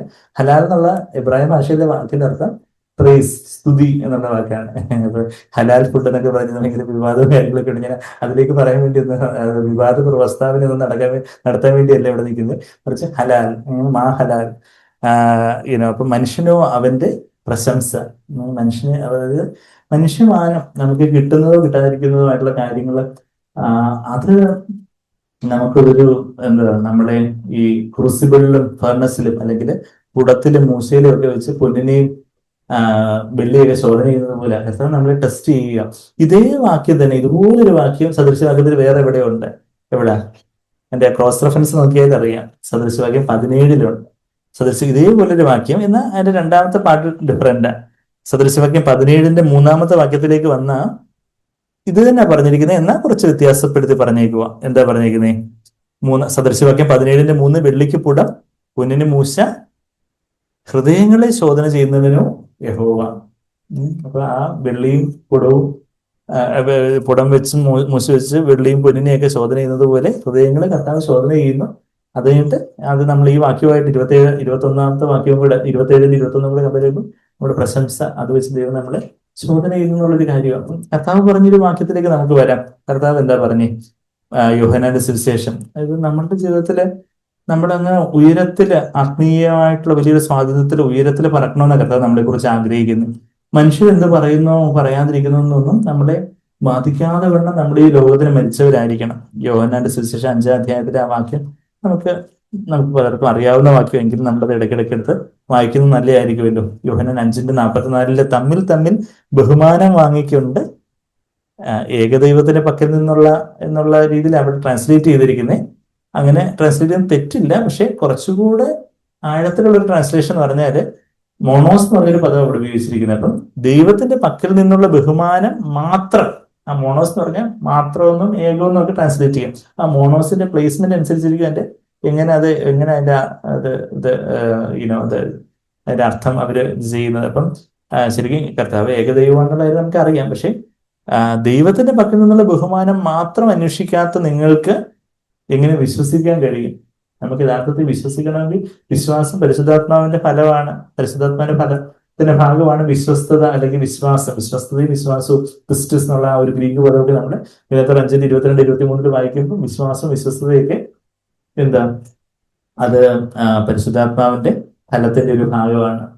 അപ്പൊ ആ പരിശുദ്ധാത്മാവിന്റെ ഫലമായിട്ടുള്ള നിറവുള്ള ഒരു വിശ്വാസം നമുക്ക് കർത്താവിനെ വിശ്വസിക്കാൻ കഴിയണമെന്നുണ്ടെങ്കിൽ എന്താ, നമ്മളുടെ ജഡം ക്രൂശിക്കപ്പെട്ടാലേ ജഡം ചീന്തപ്പെടുന്നിടത്ത് പരിശുദ്ധാത്മാവിന് നിറവ് വരുള്ളൂ. പരിശുദ്ധാത്മാവിന്റെ എതിരാളി ആരാണ്? ജഡം. ആത്മാവ് ജഡത്തെയും, ആത്മാഭിലാഷം ജഡാഭിലാഷത്തിനെതിരെയും, ജഡാഭിലാഷം ആത്മാഭിലാഷത്തിനെതിരെ ആകുന്നു എന്നൊക്കെ നമ്മൾ ഇവിടെ വായിക്കുന്നേ. ഗലാത്യർ 5:17 വാക്യത്തിൽ വായിക്കുന്നുണ്ട്. ഞാൻ അതിലേക്ക് പോകുന്നില്ല. ഗലാത്യർ 5:17 എന്താ? The flush lust against the spirit and the spirit lust against the flush എന്ന് എവിടെ പറയുന്നത്? ഗലേഷ്യൻസ് 5:17 പറയുന്നുണ്ട്. എന്നുവെച്ചാല് പരിശുദ്ധാത്മാവിനോട് ചോദിക്കുക, പരിശുദ്ധാത്മാവിന്റെ എതിരാളി ആരാന്ന് ചോദിച്ചാൽ സാത്താൻ എന്നൊക്കെ നമുക്ക് പറയാം. പക്ഷെ സാത്താൻ എങ്ങനെ നമ്മളിൽ ആക്ട് ചെയ്യുന്ന വെച്ചാൽ ജഡത്തിലൂടെ. അപ്പൊ പരിശുദ്ധാത്മാവ് ജഡത്തിനെതിരെയും ജഡം പരിശുദ്ധാത്മാവിനെതിരെയാണ് മൽപ്പിടുത്തം നടത്തുന്നത്. നമ്മള് ആർക്ക് നമ്മളുടെ ആ സ്വന്തം ഇഷ്ടം, നമ്മളുടെ വിൽ പവറിൽ, നമ്മുടെ ചോയ്സിൽ നമുക്ക് പരിശുദ്ധാത്മാവിന് നമ്മൾ ഇടം കൊടുക്കുമ്പോൾ എന്താ, പരിശുദ്ധാത്മാവ് ഈ ജഡത്തെ കീഴ്പ്പെടുത്താനായിട്ട്, പരിശുദ്ധാത്മാവ് ജഡത്തെ കീഴ്പ്പെടുത്താൻ ഒരു പാടുമില്ല. പക്ഷെ നമ്മൾ അനുവദിക്കണം പരിശുദ്ധാത്മാവ് എന്ന് പറഞ്ഞാല്. ഇനി പറഞ്ഞ വെച്ചാൽ വിശ്വസിക്കണമെങ്കിൽ, വിശ്വാസമാകുന്ന പരിശുദ്ധാത്മാവിന്റെ ഫലം നമ്മളുടെ ആത്മാവിൽ ഒന്ന് നിറയണമെങ്കിൽ ജഡം ചീന്തപ്പെട്ടാലേ ആ വചനമാകുന്ന വാള്, ജ്വാലയുള്ള വചനമാകുന്ന വാള്, ജ്വാല പരിശുദ്ധാത്മാവിനെ സൂചിപ്പിക്കുന്ന വാള് അത് വചനത്തെ സൂചിപ്പിക്കുന്ന കാര്യമൊക്കെ നമ്മൾ പറയാറുണ്ട്. നമുക്ക് ജ്വാലയുള്ള വചനമാകുന്ന വാളെന്നൊക്കെ നമ്മൾ അങ്ങ് പറഞ്ഞു പോവുമോ? പക്ഷെ നമുക്കറിയാം അതിന്റെ റെഫറൻസ് ഒക്കെ നമ്മൾ ഇപ്പോഴും പറയുന്നുണ്ട്. ഉൽപ്പത്തി 3:24 ജ്വാലയുള്ള വാളുമായിട്ട് ജീവവൃക്ഷത്തിലേക്കുള്ള വഴി കാക്കുവാനായിട്ട് കെരൂബുകളെ നിർത്തിയ കാര്യമൊക്കെ പറയുന്നത്. ജീവവൃക്ഷം കർത്താവിന്റെ ജീവനെ കുറിക്കുന്ന കാര്യമാണ്, കർത്താവിന്റെ തന്നെ കുറിക്കുന്ന കാര്യമാണെന്നും യേശുവിലേക്ക്, ആ ഒരു അതിവിശുദ്ധ സ്ഥലത്തേക്ക്, കർത്താവിന്റെ ആ സാന്നിധ്യത്തിലേക്ക് നമുക്ക് വരണമെങ്കിൽ എന്താ വേണ്ട? ഈ ജ്വാലയുള്ള വാള്, അതായത് പരിശുദ്ധാത്മാവിന്റെ അഭിഷേകമുള്ള ദൈവവചനം നമ്മളുടെ ജഡമാകുന്ന തിരശ്ശീലയെ ചീന്തിയാലേ നമുക്ക് കർത്താവിന്റെ സന്നിധിയിൽ ആത്മനിറവിലായിരിക്കാൻ എപ്പോഴും, ആത്മനിറവിൽ കർത്താവിന്റെ സന്നിധിയിലായിരിക്കാൻ എപ്പോഴും. അങ്ങനെയാണെങ്കിൽ ഈ ലോകത്തിന്റെ കാര്യങ്ങളൊന്നും നമുക്ക് അഫക്ട് ചെയ്യാതെ കർത്താവിനെ നമുക്ക് വിശ്വസിക്കാൻ പറ്റുള്ളൂ. ഇവിടെ കർത്താവ് എന്താ യോഹനൻ 4 യോഹനൻ 5:44 എന്ത് ചോദിക്കുക? തമ്മിൽ തമ്മിൽ നമ്മൾ മനുഷ്യമാനം വാങ്ങുവാണോ? ചിലപ്പോൾ നമ്മളെ ആൾക്കാർ പുകഴ്ത്തുമായിരിക്കും. അപ്പൊ പുകഴ്ത്തുമ്പോൾ നമ്മൾ അത് ടച്ച് ചെയ്യാതെ എങ്ങോട്ട് ഇടണം? അങ്ങോട്ടങ്ങ് കൊടുക്കണം. ഈ കെട്ടിടം പണി ഇപ്പൊ നമ്മുടെ നാരായണപ്പന്റെ വീട് റിനോവേറ്റ് ചെയ്യുമ്പോൾ അവിടെ ഇങ്ങനെ ഇഷ്ടികകളൊക്കെ അവരിങ്ങനെ പിറക്കി അടുക്കിയൊക്കെ അങ്ങോട്ട് പാസ് ചെയ്യുമ്പോൾ എങ്ങനെയാ ചെയ്യുന്നത്? ഒരാൾ നിന്ന് അങ്ങോട്ട് എറിയും, മറ്റേ ആള് അത് പിടിച്ചുകൊണ്ട് ഭംഗി നോക്കിക്കൊണ്ടിരുന്ന മറ്റേ അടുത്തൊരു ചീർത്ത് വിളിക്കും, അങ്ങോട്ട് കൊടുക്ക്, അങ്ങോട്ട് ഇത് എറിഞ്ഞു കൊടുക്കുക എന്തോന്നില്ല, മറ്റേ ആൾക്ക് ഇത് എറിഞ്ഞു കൊടുക്കണം. അപ്പൊ അങ്ങനെ എറിഞ്ഞ് അങ്ങോട്ട് പോകും എന്ന് പറഞ്ഞതുപോലെ ആൾക്കാർ നമ്മളുടെ അടുത്ത് പ്രശംസയായിരിക്കും എറിയുന്നത്, അല്ലെങ്കിൽ ചിലപ്പോൾ ചീത്തവിളിയായിരിക്കും എറിയുന്നത്. എന്തോ എറിഞ്ഞാലും നമ്മൾ എന്ത് ചെയ്യണം? കർത്താവിന് അങ്ങ് ഇട്ട് കൊടുക്കുക. കർത്താവിനെ ചീത്ത വിളിക്കണം എന്നല്ലേ ഞാൻ പറയുന്നത്. ആ ചീത്തവിളി കർത്താവെ അത് മറ്റൊരാൾ എന്നെ കളിയാക്കി, അല്ലെങ്കിൽ എന്നെ നിന്ദിച്ചു, എന്നെ പരിഹസിച്ചു, അങ്ങനെയൊക്കെ അറിയാലോ കർത്താവ്, ഞാൻ എന്റെ ഭാരം അവിടത്തേക്ക് അവിടുന്ന് നമുക്ക് വേണ്ടി കരുതുന്ന സകല ചിന്താകുലവും ഭാരവും ഒക്കെ എങ്ങോട്ട് ഇട്ട് കൊടുക്കണം? കർത്താവിലേക്ക് ഇട്ട് കൊടുക്കണം. 1 പത്രോസ് 5:7 നമ്മൾ വായിക്കുന്നത്. അപ്പൊ ആ ഭാരങ്ങൾ കർത്താവിന് മേലെ ഇട്ട് കൊടുക്കുന്നു. അല്ലെങ്കിൽ മറ്റൊരാള് നമ്മളെ പ്രശംസിക്കുമ്പോൾ നമ്മൾ എന്താ പറയണ്ടേ? ഈ കഴുതപ്പുറത്ത് ഇരിക്കുന്ന കർത്താവിനെ ആൾക്കാരെ പ്രശംസിക്കുന്നത്. അപ്പൊ ഈ കഴുതയ്ക്ക് വരെ ബോധം ഉണ്ടായിരുന്നു അല്ലേ? എന്താ ആൾക്കാര് കഴുതപ്പുറത്ത് കർത്താവ് വന്നപ്പോ അവര് വസ്ത്രങ്ങളൊക്കെ വിരിച്ച് കുരുത്തോലയൊക്കെ വീശി. അപ്പം കഴുതയ്ക്ക് അറിയാവുന്നത് ആരെയാ പ്രശംസിക്കുന്നത്? എന്നെ അല്ല, എനിക്ക് വേണ്ടിയല്ല ഇത് ചെയ്യുന്നത്, എന്റെ പുറത്തിരിക്കുന്ന കർത്താവിനെ അവര് പൂഴ്ത്തുന്നത്. ആ കഴുതയ്ക്ക് വരെ ആ ബോധം ഉണ്ടായിരുന്നു. പക്ഷെ നമുക്ക് പലപ്പോഴും ആ ബോധമില്ല. നമ്മളെ അവര് പൂഴ്ത്തുമ്പോഴേക്കും നമ്മളങ്ങ് സീലിംഗിൽ ചെന്ന് ഇടിക്കും. നമ്മളെ എന്താ നമ്മളെ എല്ലാവരും പൂഴ്ത്തുന്നേ. നമ്മളുടെ മടക്കി കർത്താവ് ഇരിക്കുന്നതുകൊണ്ട്, കർത്താവിന്റെ കരുണയുള്ളതുകൊണ്ട് കർത്താവ് തന്നിട്ടുള്ളതല്ലാതെ നമുക്ക് എന്തുള്ളൂ? നമുക്കിപ്പം പാടാനുള്ള കഴിവോ, അല്ലെങ്കിൽ നമുക്ക് എന്തെങ്കിലും ഒരു വരയ്ക്കാനോ, അല്ലെങ്കിൽ പഠിക്കാനോ, അല്ലെങ്കിൽ ജോലി ചെയ്യാനോ, പണം സമ്പാദിക്കാനോ, അല്ലെങ്കിൽ വേറെ എന്തും നമുക്ക് തന്നിട്ടുള്ളതല്ലാതെ, നമ്മുടെ കുടുംബവും നമ്മുടെ വസ്തുവകകളോ, നമ്മൾ എന്തും ആര് തന്നിട്ടുള്ള? കർത്താവ് തന്നിട്ടുള്ളതല്ലാതെ നമുക്ക് എന്തെങ്കിലും ഉണ്ടോ? ഒന്ന് കൊരുത് 4-7 വാക്യത്തിലാണ് വായിക്കുന്നത്. What do you have which you did not receive? നിങ്ങൾക്ക് ലഭിച്ചിട്ടുള്ളതല്ലാതെ നിങ്ങൾക്ക് എന്താ ഉള്ളേ? നമുക്ക് എല്ലാം കർത്താവ് തന്നിട്ടുള്ളതാണ്. അപ്പൊ ആരെങ്കിലും നമ്മളെ പോയിട്ടുണ്ടോ? യഥാർത്ഥത്തിൽ കർത്താവെ ഞാൻ നീചപാപി ആണെന്നുള്ള കാര്യം, കർത്താവെ ഈ നീചപാപിക്ക് പ്രേമഹിതത്തെ നീ കാട്ടുക, ഞാനാണ് പാപി പ്രധാനി. അവിടുന്ന് കർത്താവെ കാബില പ്രധാനിയായിട്ടുള്ള എന്നെയാണല്ലോ തെരഞ്ഞെടുത്ത്. അപ്പൊ ബാക്കി ആൾക്കാർ പുകഴ്ത്തുമ്പോഴും നമുക്ക് അതിനകത്തൊന്നും പുകഴാനൊന്നും ഇല്ല. അത് ഈ കഴുതപ്പുറത്ത് കർത്താവ് ഇരിക്കുന്നുണ്ട്. കഴുതയ്ക്ക് ആ ബോധം ഉണ്ടായിരുന്നു, പക്ഷെ നമുക്ക് പലപ്പോഴും ബോധമില്ല. കർത്താവിനെ അവർ പുകഴ്ത്തുന്നത്. കർത്താവ് എഴുന്നേറ്റ് പോയി കഴിഞ്ഞാൽ ഞാൻ വീണ്ടും ബാക്കി കഴുത തന്നെ ഉള്ളൂ എന്നുള്ള, അതാണ് നമ്മുടെ സുബോധം. അത് ഭാവിക്കുന്നതിന് മേതെ ഭാവിച്ചുയരാതെ എന്നൊക്കെ നമ്മൾ റോമർ 12:3 വായിക്കുമ്പോൾ എന്താ? ഉള്ളതിന് മീതെ ഭാവിച്ചുയരാതെ. നമുക്ക് ആ റോമർ 12:3 വാക്യം വായിക്കാം. റോമർ 12:1, 2 വാക്യങ്ങളിൽ നമ്മളതിന് ജീവനുള്ള യാഗമായിട്ട് സമർപ്പിക്കുന്നത് നമ്മൾ വായിക്കുന്നത്. അത് കഴിഞ്ഞിട്ട് ഉള്ളത് ഒന്നാമത്തെ വാക്യത്തില് ജീവനുള്ള യാഗമായിട്ട് സമർപ്പിക്കുന്നു. 2ാമത്തെ വാക്യത്തില് കർത്താവിന്റെ ഹിതം തിരിച്ചറിയുന്നു. ആ കാര്യങ്ങളൊക്കെ നമ്മൾ മനസ്സ് പുതുക്കുന്നതിനെ കുറിച്ചുള്ള കാര്യങ്ങളൊക്കെ നമ്മൾ ആഴ്ചകൾക്ക് മുമ്പ് ആ 1-2 വാക്യങ്ങൾ നമ്മൾ പറഞ്ഞിട്ടുള്ളതാ. അത് കഴിഞ്ഞിട്ട് പറയുക 3ാമത്തെ വാക്യത്തിൽ ഭാവിക്കേണ്ടതിന് മീതെ ഭാവിച്ചുയരാതെ ദൈവം അവനവന് വിശ്വാസത്തിന് അളവ് പങ്കിട്ടതുപോലെ സുബോധമാകുമെന്ന സോബർ എസ്റ്റിമേറ്റ്. സുബോധം എന്ന് പറഞ്ഞാൽ എന്താ? ഞാൻ വലിയ ആളാ എന്നൊരാളിപ്പം ചിലപ്പം ഞങ്ങളുടെ പേഷ്യൻസിന് ചിലപ്പോൾ അവര് കുറച്ച് മനസ്സിന് പ്രയാസമുള്ള സമയത്ത് ഗ്രാൻഡ്യൂസ് ഡെലൂഷൻ ഒക്കെ പറയും. ചിലർ പറയും ഞാൻ അമേരിക്കൻ പ്രസിഡന്റാന്ന് പറയാം. അപ്പൊ അത് വേറെ, നമ്മൾ അമേരിക്കൻ പ്രസിഡന്റാന്ന് പറഞ്ഞാൽ ഡൊണാൾഡ് ട്രംപിനെ കുറിച്ച് അറിയിക്കേണ്ട കാര്യമൊന്നുമില്ല. ഇത് മരുന്ന് കൊടുക്കുന്നു, ഞാൻ പ്രസിഡന്റ് എന്ന് പറഞ്ഞാൽ ഞാൻ സാധാരണ മനുഷ്യനാണ്. പിന്നെ അവർ തിരിച്ചു പറഞ്ഞുകൊണ്ട് എന്ന് പറഞ്ഞാൽ അത് ഗ്രാൻഡ്യൂസ് ഡെലൂഷൻ. അത് അവർക്ക് ആ മനസ്സിന്റെ ഒരു സുബോധത്തിന്റെ ഒരു ചെറിയൊരു തട്ടൽ വന്നതാണ്. അപ്പം എന്ന് പറയുന്നത് പോലെ സുബോധമാവണം, ആത്മീയമായിട്ട് ഉള്ളൊരു സുബോധം വരുമ്പം കർത്താവെ ഞാനൊരു കഴുതപോലെ കർത്താവിരിക്കണം. സുബോധമാകുമ്പോൾ സോബർ എസ്റ്റിമേറ്റ്. ബാക്കിയുള്ളവർ നമ്മുടെ അങ്ങ് പോഴ്ത്തുമ്പോ നന്നായിട്ടുണ്ട്, അല്ലെങ്കിൽ ഇത് നമ്മളെ ചിലപ്പോൾ നമ്മളുടെ കഴിവുകളെയോ, അല്ലെങ്കിൽ നമ്മുടെ താലന്തുകളെയോ, അല്ലെങ്കിൽ എന്തെങ്കിലുമൊക്കെ അങ്ങനെ പറയുമ്പോഴേക്ക് നമ്മൾ അങ്ങ് ഇന്ന് ക്യാമ്പസുകളില് ഈ പെൺകൊച്ചുങ്ങളെ വീഴ്ത്താനായിട്ട് പയ്യന്മാരുടെ ട്രിക്കുകളുണ്ട്. ഇങ്ങനെ പോയിട്ട് അല്ലെങ്കിൽ സഹതാപത്തിന്റെ കഥകളൊക്കെ പറയും. അങ്ങനെയൊക്കെ പറയുമ്പോൾ നമ്മൾ എന്താ ഇതൊക്കെ ആരോ ഒരു ലേഡി കഴിഞ്ഞ ദിവസം കൺസൾട്ടേഷൻ വന്നപ്പോ അപ്പൊ അവര് ലേഡി അപ്പം പറയുക ഇപ്പൊ ഈ ഓരോരുത്തർ ഇങ്ങനെ ചാറ്റ് ചെയ്യാൻ വരും ഡോക്ടറെ.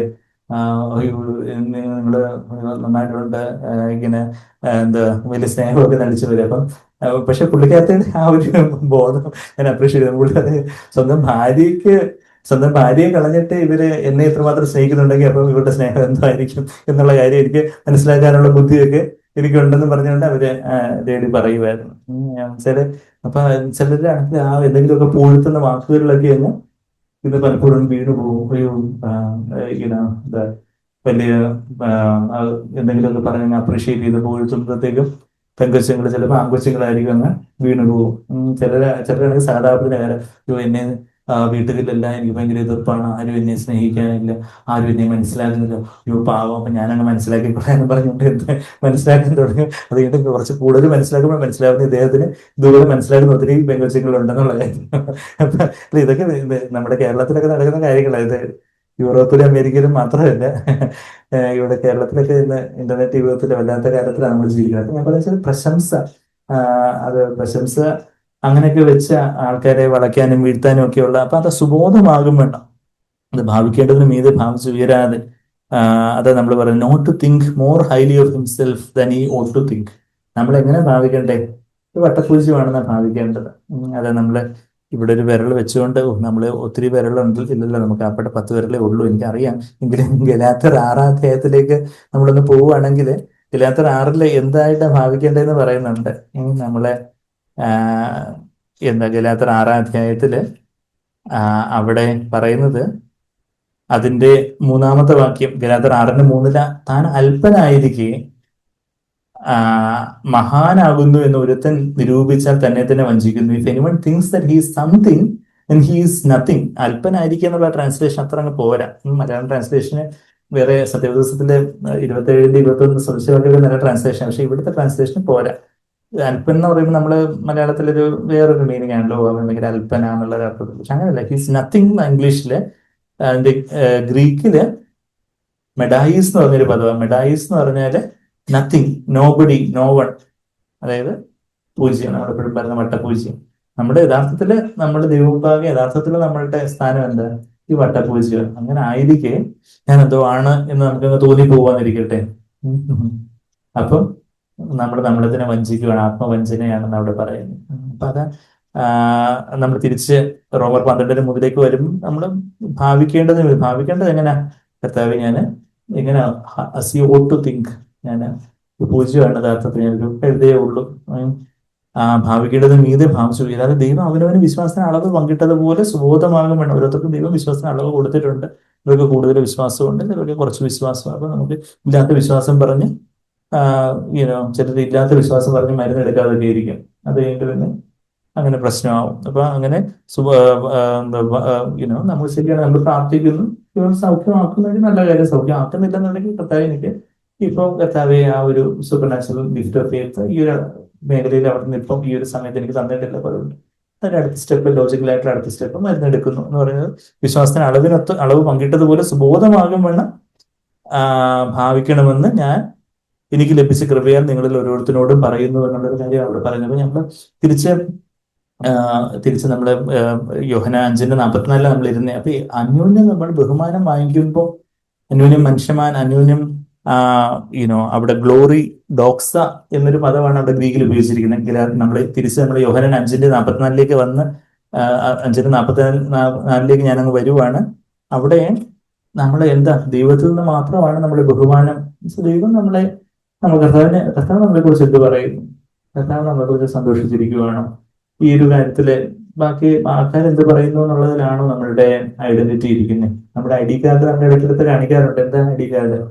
യോഹന്നാൻ 13:24 യേശു സ്നേഹിച്ച ശിഷ്യൻ. യോഹന്നാൻ അപ്പോസ്തലനെ എത്ര തവണ ഐ ഡി കാർഡ് എടുത്ത് കാണിക്കുന്നത്? നമ്മളെ യോഹന്നാന്റെ സുവിശേഷത്തില് 5 തവണ ഐ ഡി കാർഡ് എടുത്ത് കാണിക്കുന്ന വാക്യങ്ങളൊക്കെ നമ്മൾ കഴിഞ്ഞ ആഴ്ച നമ്മൾ കണ്ടായിരുന്നു. ഞാൻ അതിലേക്കൊന്നും പോകുന്നില്ല. ഇടയ്ക്കിടയ്ക്ക് യോഹന്നാൻ പറയുന്നുണ്ട് യേശു സ്നേഹിച്ച ശിഷ്യൻ, കുറച്ച് കഴിയുമ്പോൾ പറയുന്നത് യേശു സ്നേഹിച്ച ശിഷ്യൻ. ഇപ്പം ഈ വലിയ വലിയ കമ്പനിയിലൊക്കെ പോകുമ്പോൾ ഐ ഡി കാർഡ് ഇടയ്ക്കെടുത്ത് കാണിച്ചാലേ പിന്നെ അവരങ്ങോട്ട് കടത്തി വിടത്തുള്ളൂ. അപ്പം യോഹന്നാനെ സുവിശേഷം എഴുതി വരുമ്പോൾ കുറച്ച് കഴിയുമ്പോൾ ഇത് യേശു സ്നേഹിച്ച ശിഷ്യനാണ്, യേശു സ്നേഹിച്ച ശിഷ്യനാണ് അതായിരുന്നു അതിന്റെ ഐഡന്റിറ്റി. അല്ലാതെ ഞാൻ വലിയ അപ്പോസ്തലൻ എന്നുള്ള വലിയ ഒരു ഭാവവും ഇല്ല. ഞാൻ ഒരു അടിമദാസൻ എന്നുള്ള ഒരു ഭാവമേ ഉണ്ടായിരുന്നുള്ളൂ. അതാ നമ്മളിവിടെ വായിക്കുന്നത് യോഹന്നാൻ 5:44 തമ്മിൽ തമ്മിൽ ബഹുമാനം വാങ്ങിക്കൊണ്ട് നമ്മൾ അങ്ങോട്ട് ബഹുമാനിക്കുന്നു, ഇയാൾ ഇങ്ങോട്ട് ബഹുമാനിക്കുന്നു. അങ്ങനെ തമ്മിൽ തമ്മിൽ ബഹുമാനം വാങ്ങിക്കൊണ്ട് ദൈവത്തിന്റെ പക്കൽ നിന്നുള്ള ബഹുമാനം മാത്രം, ഏക ദൈവത്തിന്റെ പക്കൽ നിന്നുള്ള, ഞാൻ കുറച്ചുകൂടി ഇങ്ങനെ ട്രാൻസ്ലേറ്റ് ചെയ്യാം, മോണോസ് എന്നുള്ള പദം ഇങ്ങനെ നമ്മൾ ട്രാൻസ്ലേറ്റ് ചെയ്യുമ്പോൾ do not seek the glory that is from the, അതായത് ഇങ്ങനെ that you do not seek only the glory that is from God. ആ ഒരു കർത്താവിനുള്ള ബഹുമാനം മാത്രം, മനുഷ്യനുള്ള ബഹുമാനമല്ല. ആ ബഹുമാനം മാത്രം അന്വേഷിക്കാത്ത നിങ്ങൾക്ക് എങ്ങനെ വിശ്വസിക്കാൻ കഴിയും? നമുക്ക് വിശ്വസിക്കണമെങ്കിൽ പരിശുദ്ധാത്മാവിന്റെ ഫലവ വിശ്വാസം, അത് കേൾവിയാല് കർത്താവിന്റെ വചനത്താലാണ് വിശ്വാസം വരുന്നതെന്നൊക്കെ നമ്മൾ റോമർ 10:17 നമ്മൾ വായിക്കുന്നുണ്ട്. അപ്പം പരിശുദ്ധാത്മാവിന്റെ നിറവില് കർത്താവിന്റെ ശബ്ദം നമ്മൾ കേൾക്കുമ്പോഴാണ് നമുക്ക് വിശ്വസിക്കാൻ പറ്റുന്ന ഓരോ കാര്യത്തിലും കർത്താവിനെ നടത്തും, കർത്താവിനെ പാപത്തെ അതിജീവിക്കാൻ സഹായിക്കും, കർത്താവിന് ഈ പ്രയാസം പ്രതിബന്ധമൊക്കെ അതിജീവിക്കാൻ സഹായിക്കുന്നുള്ള ഒരു വിശ്വാസമൊക്കെ എപ്പോഴാണ് കർത്താവിൽ നമ്മൾ കേൾക്കണം.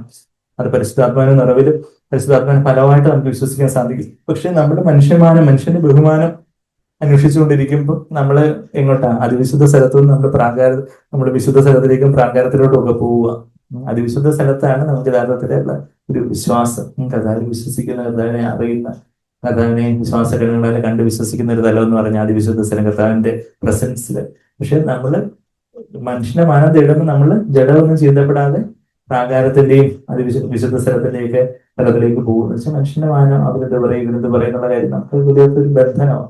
പക്ഷെ അവരെന്ത് പറഞ്ഞാലും കർത്താവെ, ലോകക്കാര് എന്ത് പറഞ്ഞാലും എന്ത് പറഞ്ഞില്ലേലും കർത്താവ്, ഞാൻ അതിനൊക്കെ ജസ്റ്റ് ലൈക്ക് എ ഡെഡ് മാൻ. ഇപ്പൊ ഞാൻ പെട്ടെന്ന് മരിച്ചു പോയെന്നിരിക്കട്ടെ, ഞാനിപ്പോ പെട്ടെന്ന് മരിച്ചുപോയി, നിങ്ങളെ പേടിക്കണ്ട, പെട്ടെന്ന് ഞാനങ്ങ് സ്വർഗത്തിലേക്ക് എത്തിക്കഴിഞ്ഞു. അപ്പൊ അതിനുശേഷം പിന്നെ നിങ്ങൾ എന്നെ കുറിച്ച് എന്ത് പറഞ്ഞാലും എന്തെങ്കിലുമൊക്കെ പറയട്ടെ, അത്രയായിരുന്നു. നല്ല കാര്യങ്ങൾ പറയുന്നു, ചിലപ്പം ആരെങ്കിലും ചീത്ത കാര്യം പറയുന്നു. അപ്പൊ പക്ഷേ ഞാനവിടെ കർത്താവിന്റെ സന്നിധിയിൽ വലിയ ആനന്ദ പരിപൂർണതയിലിരിക്കുക. അപ്പം പിന്നെ ഇവിടെ ആരെങ്കിലും എന്തെങ്കിലും പറയുന്നില്ല എന്നുള്ള കാര്യമാണ് നമ്മൾ അഫക്ട് ചെയ്യുന്നത്. അപ്പൊ അതാണ് dead to sin, life to God എന്ന് പറയുന്നത്. നമ്മൾ ആ 1 പത്രോസിൽ ആ വാക്യം വായിക്കുന്നത്, നമ്മള് പാപത്തിന് മരിക്കുകയും നീതിക്ക് ജീവിക്കുകയും, നമ്മുടെ റോമർ ലേഖനത്തിൽ അതുപോലുള്ള വാക്യങ്ങൾ വായിക്കുന്നുണ്ട്. അതിലേക്ക് നമുക്ക് വരാം. 1 പത്രോസ് ശരിക്കും പറഞ്ഞാൽ ആ ഒരു ക്രൂസ് എടുക്കുക, പുനരുത്ഥാനത്തിന്റെ ശക്തി എന്നൊക്കെ പറയുമ്പോൾ ഇതിന്റെ പ്രായോഗികമായ ഒരു തലവ് പറയുന്നത്. ഇപ്പൊ നമ്മൾ മനുഷ്യമാനം എന്നുള്ള ആ ഒരു ആസ്പെക്ട് നമ്മളിപ്പം കൂടുതൽ ഞാനിപ്പം എംഫസൈസ് ചെയ്ത് പറയുന്നത്. പക്ഷെ അത് ഏതൊരു പാപം, അതിപ്പം കൺമോഹമാകാം, ജഡമോഹമാകാം, നമ്മളിപ്പോ പറഞ്ഞ ജീവനത്തിന്റെ പ്രതാപമാകാം, അവിടെ നമ്മളുടെ സ്വന്തം ഇഷ്ടത്തിന് നമ്മൾ മരിക്കുന്നതിലൂടെയും കർത്താവിന്റെ ഹിതത്തിനായിട്ട് നമുക്ക് ജീവിക്കാനൊക്കെ. 1 പത്രോസ് 2-ാം അധ്യായത്തിന്റെ 24-ാമത്തെ വാക്യത്തിൽ നാം പാപം സംബന്ധിച്ച് മരിച്ച്, അങ്ങനെയാണെങ്കിൽ മരിച്ചാൽ മാത്രമേ നീതിക്ക് ജീവിക്കേണ്ടതിന് അവൻ തന്നെ ശരീരത്തിൽ നമ്മുടെ പാപങ്ങളെ ചുമന്നുകൊണ്ട് ക്രൂശിന്മേൽ കയറി അവന്റെ അടിപ്പിണരാൽ നിങ്ങൾക്ക് സൗഖ്യം വന്നിരിക്കുന്നു. അപ്പൊ പാപം സംബന്ധിച്ച് മരിച്ചാലേ നീതിക്കായിട്ട് എനിക്ക് ജീവിക്കാനൊക്കെ ഉള്ളൂ. റോമർ 6 ആ ഒരു വാക്യം നമുക്കറിയാം. റോമർ 6 വീണ്ടും വീണ്ടും ആ തീം തന്നെ പറയുന്നുണ്ട്. റോമർ 6-ാം അധ്യായത്തിലാണ് സ്നാനത്തിന്റെ അർത്ഥമൊക്കെ പറയുന്നത്. ആ സ്നാനത്തിന്റെ അർത്ഥമൊക്കെ മരണം പുനരുത്ഥാനമാണെന്നൊക്കെ പറഞ്ഞിട്ട് അതിന്റെ റോമർ 6:11 എന്താ പറയുന്നേ? റോമർ 6:11 അവണ്ണം നിങ്ങളും പാപസംബന്ധമായി മരിച്ചവരെന്നും ക്രിസ്തു യേശുവിൽ ദൈവത്തിന് ജീവിക്കുന്നവരെന്നും നിങ്ങളെ തന്നെ എണ്ണുവിൻ എന്നുള്ള കാര്യം പറയുന്നേ. പാപം സംബന്ധമായിട്ട് മരിച്ചവരായിട്ട്, he who is dead is free from sin എന്നാണ് നമ്മളവിടെ വായിക്കുന്നത്.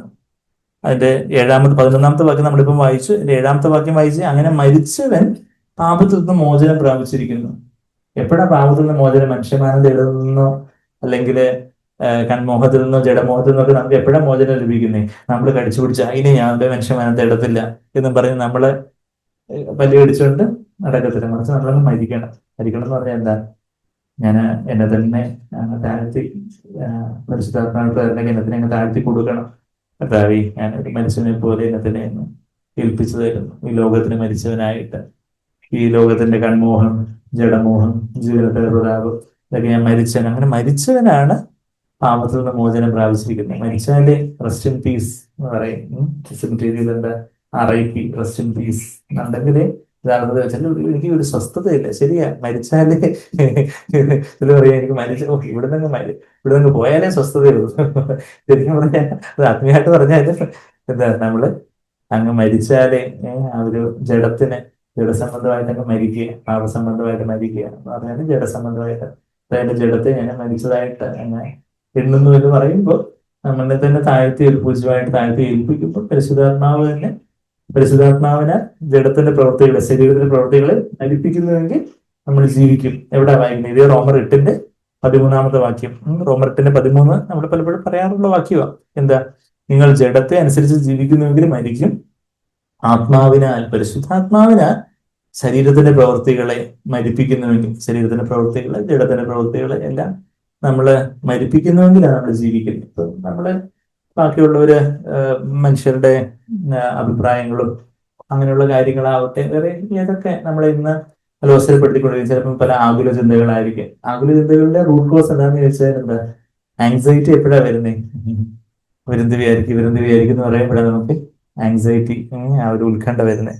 മറ്റുള്ളവർ എന്ത് പറയും, അയ്യോ ഇന്റർവ്യൂവിന് ചെല്ലുമ്പോൾ നാവ് ഇറങ്ങിപ്പോയി, അവരോട് എനിക്ക് പരീക്ഷ വന്ന് പഠിച്ചെല്ലാം മറന്നുപോയി, അപ്പോഴത്തേക്ക് എനിക്ക് ഭയങ്കര എന്താണ് പറയുന്നത്, നമുക്ക് ടെൻഷൻ കൂടുമ്പോഴത്തേക്കും സ്ട്രെസ് ഹോർമോൺസ് ഒക്കെ റിലീസ്ഡ് ആകുമ്പോഴത്തേക്കും ഉള്ള പ്രതിരോധ ശക്തിയൊക്കെ കുറഞ്ഞ് നമ്മൾ ചിലപ്പോൾ സിക്കായി പോകാൻ തുടങ്ങും. വെച്ചാൽ പരീക്ഷാ പനി എന്നൊക്കെ പറയും അല്ലേ?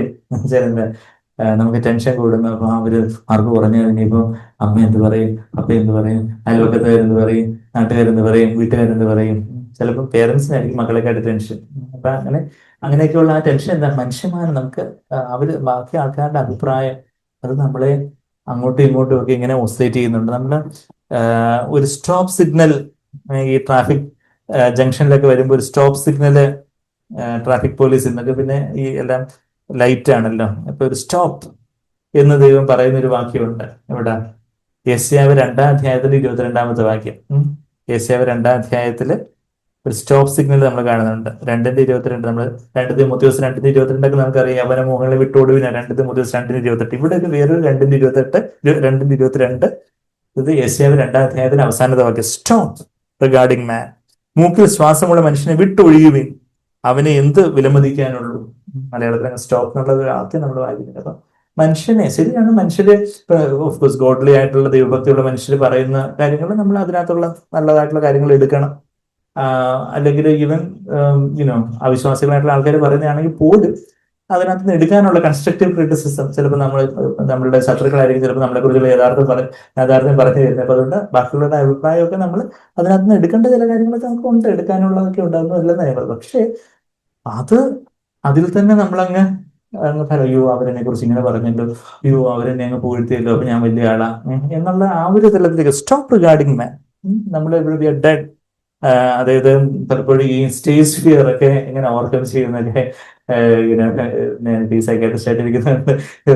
ചിലപ്പോൾ യൗവനക്കാരൊക്കെ വന്ന് കൺസൾട്ടേഷൻ, ഡോക്ടർ എനിക്ക് സ്റ്റേജ് ഫിയർ, സോഷ്യൽ ആങ്സൈറ്റി, അവർക്ക് ടേംസ് ഒക്കെ അറിയാം, എനിക്ക് സോഷ്യൽ ആങ്സൈറ്റി, അതിനുള്ള മറുമരുന്ന് പറഞ്ഞാൽ ഞാൻ പറയുന്നത് ഫിയർ ഓഫ് സ്ക്രൂട്ടിനി.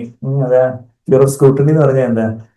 ബാക്കിയുള്ള സ്ക്രൂട്ടനൈസ് ചെയ്യുക എന്ന് പറഞ്ഞാൽ എന്താ? ഈ സൂക്ഷ്മ പരിശോധന.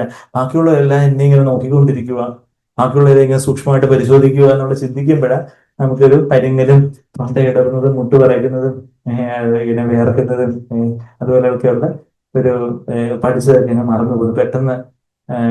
ബാക്കിയുള്ളവരുടെ ആ ഒരു ഫിയർ ഓഫ് സ്ക്രൂട്ടിനി അതങ്ങ് മാറ്റുക. അപ്പോൾ നമ്മുടെ ദൈവമുമ്പാകെ, നമ്മുടെ ദൈവമക്കളെന്ന് പറയുന്നത് പ്രധാന മുമ്പാകെയാണ് ഫിയർ ഓഫ് സ്ക്രൂട്ടിനി ഒക്കെ. ആ ഒരു മനുഷ്യമാനം എന്ന് പറഞ്ഞ് ജഡത്തിലുള്ളത്, ജഡമാണെന്ന് തിരച്ചില്ല, അതിനപ്പുറമാണ് അതിവിശുദ്ധ സ്ഥലം. അപ്പം അത് ഞാൻ ഈ ഫിയർ ഓഫ് സ്ക്രൂട്ടിനി, ആ ജഡത്തെ ഞാൻ താഴ്ത്തി ഏൽപ്പിക്കുന്നു. പരിശുദ്ധാത്മാവ് എന്നിൽ വന്ന് നിറയുമ്പോൾ ഞാൻ കർത്താവിന്റെ സന്നിധിയിലേക്ക് ആയിരിക്കുന്നു. കർത്താവ് എന്ത് പറയുന്നു എന്നുള്ളതേ എനിക്ക് കാര്യമുള്ളൂ. കർത്താവ് പലർക്കും എന്തിനാ പറയുന്നേ, ബാക്കിയുള്ളവരെ ഫേസ് ചെയ്ത് ഒരു നല്ല 4 വാക്ക് പറയാനോ അല്ലെങ്കിൽ വേറെ എന്തെങ്കിലുമൊക്കെ ചില കാര്യങ്ങളൊക്കെ ധൈര്യത്തോടെ ചിലപ്പോൾ ചെയ്യാനും ഒക്കെ എന്താ അതിന്റെ കാരണം? Fear of scrutiny. മനുഷ്യർ എന്ത് വിചാരിക്കും, മനുഷ്യൻ എന്ത് പറയൂ, എനിക്ക് വാക്ക് കിട്ടാതെ വരുമോ, ചിലർക്കാണെങ്കിൽ പബ്ലിക്കായിട്ട് പ്രാർത്ഥിക്കാനുള്ളൊരു പ്രയാസം അല്ലെങ്കിൽ വേറെ പല കാര്യങ്ങളൊക്കെ ഉള്ള കാര്യം എന്ന് പറഞ്ഞാൽ ചിലപ്പോൾ നമുക്ക് അറിയാവുന്ന കാര്യം തന്നെ ഫ്ലുവൻ്റ് ആയിട്ട് പറയാൻ പറ്റുന്നില്ല. അതിന്റെ കാരണം എന്താ? മനുഷ്യമാനത് ഇടുന്നതാണ്, നമ്മുടെ ജഡത്തിലുള്ളതാ. ചിലപ്പോൾ കൊച്ചുനാളിലെ മുതലേ ഉള്ള ചില നെഗറ്റീവായിട്ടുള്ള ചില കാര്യങ്ങളൊക്കെ ആരെങ്കിലും ഒക്കെ പറയുന്നതിന്, ചിലപ്പോൾ ഈ അപ്പനമ്മമാരും ഈ ബന്ധുക്കളും ചിലപ്പോൾ ടീച്ചേഴ്സൊക്കെ തന്നെ പറഞ്ഞിട്ടുള്ള ചില നെഗറ്റീവ് കമന്റ്സ് നിന്നെ കൊണ്ടൊന്നും കൊള്ളത്തില്ല, നീ എന്താ ബുദ്ധി കൂശ്മണ്ടോ ഏതാണ്ടൊക്കെ പറയരുത്, ഏതാണ്ട് നീ മന്ദബുദ്ധിയാണെന്നോ, അങ്ങനെയൊക്കെയുള്ള ചില നെഗറ്റീവ്, അത് ശരിക്കും പറഞ്ഞാൽ സാത്താന്റെ വാക്കുകളാണ്. സാത്താന്റെ വാക്കുകൾ. അങ്ങനെയൊക്കെയുള്ള ആൾക്കാരെ അടിച്ചു താഴ്ത്തുന്ന നിനക്ക് അത് ഇതൊന്നും ഇല്ല, നിനക്ക് മണവും ഗുണമൊന്നും ഇല്ല. പണ്ട് എന്റെ ഒരു ബന്ധു എന്നെ കുറിച്ച് അങ്ങനെ പറഞ്ഞിട്ടുണ്ട്. പക്ഷെ അത് ഇങ്ങനെ അത് മാറ്റി കർത്താവ് ഇപ്പൊ കർത്താവിന്റെ മണവും കർത്താവിന്റെ ഗുണവും ഒക്കെ ആക്കി തീർക്കാൻ കർത്താവിനെ സഹായിച്ചു. ഇപ്പൊ അവർക്കൊക്കെ എന്നെ കുറിച്ച് വലിയ അഭിമാനമാണ്. ഞാൻ പറഞ്ഞാൽ അന്നത്തെ അവരുടെ വെച്ചാൽ ആ ഒരു ചില നെഗറ്റീവായിട്ടുള്ള കാര്യങ്ങൾ, അത് ചിലപ്പോൾ നമ്മൾ തന്നെ അറിയാതെ നമ്മളുടെ മനസ്സിൽ അങ്ങ് വല്ലാതെ രൂഢമൂലമായിട്ട് അങ്ങ് കയറിയിട്ടോ എന്നെ കൊണ്ട് പലപ്പോഴും കൗൺസിലിംഗ് വരുമ്പോൾ, കഴിഞ്ഞ ദിവസം തന്നെ ഒരു പെൺകൊച്ച് കൗൺസിലിങ്ങിന് വന്നപ്പം പറഞ്ഞു, ഇങ്ങനെ എൻ്റെ അച്ഛൻ എന്നെ ഇങ്ങനെ 3ാം ക്ലാസ്സിൽ പഠിക്കുന്നപ്പോൾ കെട്ടിയിട്ട് അടിച്ചു, അതുപോലെ നീ എൻ്റെ മോളല്ലെന്ന് പറഞ്ഞു. അങ്ങനെയൊക്കെ ഇപ്പം ആള് വലുതായി, വലിയ ജോലിയും കാര്യങ്ങളൊക്കെ ഉണ്ട്. പക്ഷേ ആ കൊച്ചുനാളിലെ ആ മുറിവുകൾ, ആ ഒരു ചില നെഗറ്റീവായിട്ടുള്ള ആ ഒരു മനുഷ്യരുടെ ആ ഒരു കാര്യം ശരിയാണ്, കർത്താവ് ഫീൽ ചെയ്യും. അപ്പൊ ഞാൻ പറഞ്ഞതെന്ന് വെച്ചാല്, എന്തെങ്കിലുമൊക്കെ ചില ആൾക്കാർ പറഞ്ഞിട്ടുള്ള നിന്നെ കാണാൻ കൊല്ലത്തില്ല, അല്ലെങ്കിൽ നിന്നെ കളർ അത്ര പോരാ, അല്ലെങ്കിൽ നിനക്ക് മുഖക്കുരു ഉണ്ട്, അല്ലെങ്കിൽ നിനക്ക് മുടി ചുരുണ്ടതാണോ, നിനക്ക് വണ്ണം ഉണ്ടെന്നോ, അങ്ങനെയൊക്കെയുള്ള സ്റ്റോപ്പ് റിഗാർഡിങ് മാൻ. മനുഷ്യന്റെ പ്രശംസ ക്രൂസിബിൾ ആണ്, പുടവും മൂശയൊക്കെയാണ്. മനുഷ്യൻ പ്രശംസിക്കുന്നതും പ്രശംസിക്കാതിരിക്കുന്നതും നല്ല വാക്ക് പറയുന്നത്, ഇതൊക്കെ നമ്മളെ ദൈവം ടെസ്റ്റ് ചെയ്യുകയാണ്, നമ്മുടെ ഹൃദയത്തെ ടെസ്റ്റ് ചെയ്യുകയാണ്. അപ്പം അതുകൊണ്ട് നമ്മള് എന്താ ചെയ്യണ്ടേ? മൂക്കിൽ ശ്വാസമുള്ള മനുഷ്യനെ വിട്ടൊഴിയില്ല. ആ ശ്വാസം അങ്ങ് മാറിയ ഈ വലിയ ആളായിട്ട് നിൽക്കുന്ന പറയുന്ന ആള്, ചിലപ്പോൾ നമുക്ക് പേടിപ്പെടുത്തുന്ന അഭിപ്രായം പറയുന്ന ആള് ശ്വാസം പെട്ടെന്ന് ദൈവം എടുത്ത അതിന്റെ ബോഡിയേ ഉള്ളൂ. നമ്മളിപ്പോ നമ്മളുടെ ബോസ്, നമ്മളുടെ ചിലപ്പോൾ സീനിയർ ടീച്ചർ, പ്രിൻസിപ്പൽ, അങ്ങനെ ഇപ്പൊ അവര് ആ ശ്വാസം എടുത്തു കഴിഞ്ഞാൽ അവരാരേ ഉള്ളൂ? ഡെഡ് ബോഡിയേ ഉള്ളൂ. അപ്പൊ അതുകൊണ്ട് നമ്മൾ അവിടെ ചെന്ന് നിങ്ങൾ ഡെഡ് ബോഡി ഒന്ന് പറയാതിരുന്നാൽ മതി. ചിലപ്പോൾ കൂടുതൽ പ്രശ്നം ഉണ്ടാകും. പണ്ട് സംഗീത പറഞ്ഞതുപോലെ ഈ വലിയ ഒത്തിരി ഒരുപാട് ആൾക്കാരെയൊക്കെ ഫേസ് ചെയ്ത് സംസാരിക്കാൻ വേറെ കൊച്ചുനാട്ടിലെ വേറൊരു നേവൽ ഓഫീസറായിട്ടായിരിക്കുമ്പോൾ വേറെ ഒരു ഒരു ചെറുപ്പക്കാരൻ എന്ന നിലയിൽ ഒരു ഒരു ഭീരുത്വം. അപ്പം ദൈവം ഈ ഒരു വാക്യം ഓർപ്പിച്ച് ദൈവം പറഞ്ഞതെന്ന് പറഞ്ഞാല് എന്താ അവിടെ പറയുന്നത്, എന്താ അവൻ എന്ത് വിലമതിക്കാനുള്ളൂ? His breath is his nostrils. അതായത് ഈ ശ്വാസം എടുത്തു കഴിഞ്ഞാൽ പിന്നെ എന്താ മനുഷ്യൻ എന്താ പൊടിയിൽ നിന്ന് മനുഷ്യനെ എടുത്തു എന്നാണ് ഉൽപ്പത്തി 2:7 പറയുന്നത്. അപ്പം നമ്മളിപ്പോ വലിയൊരു ഗോഡൌണിൽ കുറെ സിമെന്റ് ചാക്കുകൾ ഉണ്ടെന്നിരിക്കട്ടെ, കുറെ സാൻഡ് ബാഗുകൾ, കുറെ സാൻഡ് ബാഗുകളിൽ അതിന് മുമ്പിൽ നിന്ന് എന്നോട് ദൈവവചനം പറഞ്ഞാൽ പറയാൻ നിനക്ക് പേടിയുണ്ടോ? ഇല്ല. ഓ, സാൻഡ് ബാഗ് അല്ലേ, സാൻഡ് ബാഗ് നമ്മളെ കുറിച്ച് എന്തെങ്കിലും പറയും? അത് മണൽ ബാഗുകൾ അത്രയേ ഉള്ളൂ.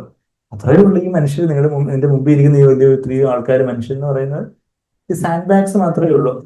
അപ്പൊ അതുകൊണ്ട് എന്ത് ചെയ്യണം? ആ ഒരു രീതിയിൽ അങ്ങ് കരുതിയാൽ മതി. അത്രേ ഉള്ളൂ. സ്റ്റോപ്പ് റിഗാർഡിങ് മാൻ. നമ്മൾ ഇനിയിപ്പോ ആ ഒരു സദൃശവാക്യത്തിൽ തന്നെ ഒരു വാക്യം കൂടെ വായിച്ചാണ്, നമ്മളെപ്പോഴും പറയുന്ന ഒരു വാക്യമാണ് സദൃശവാക്യം. അതാ 29ാം അധ്യായത്തിൽ ഏത് വാക്യമായിരിക്കും ഞാനിപ്പം പറയാൻ പോകുന്നത്? മനുഷ്യമാനം ഒരു കെണിയാണ്. Very good.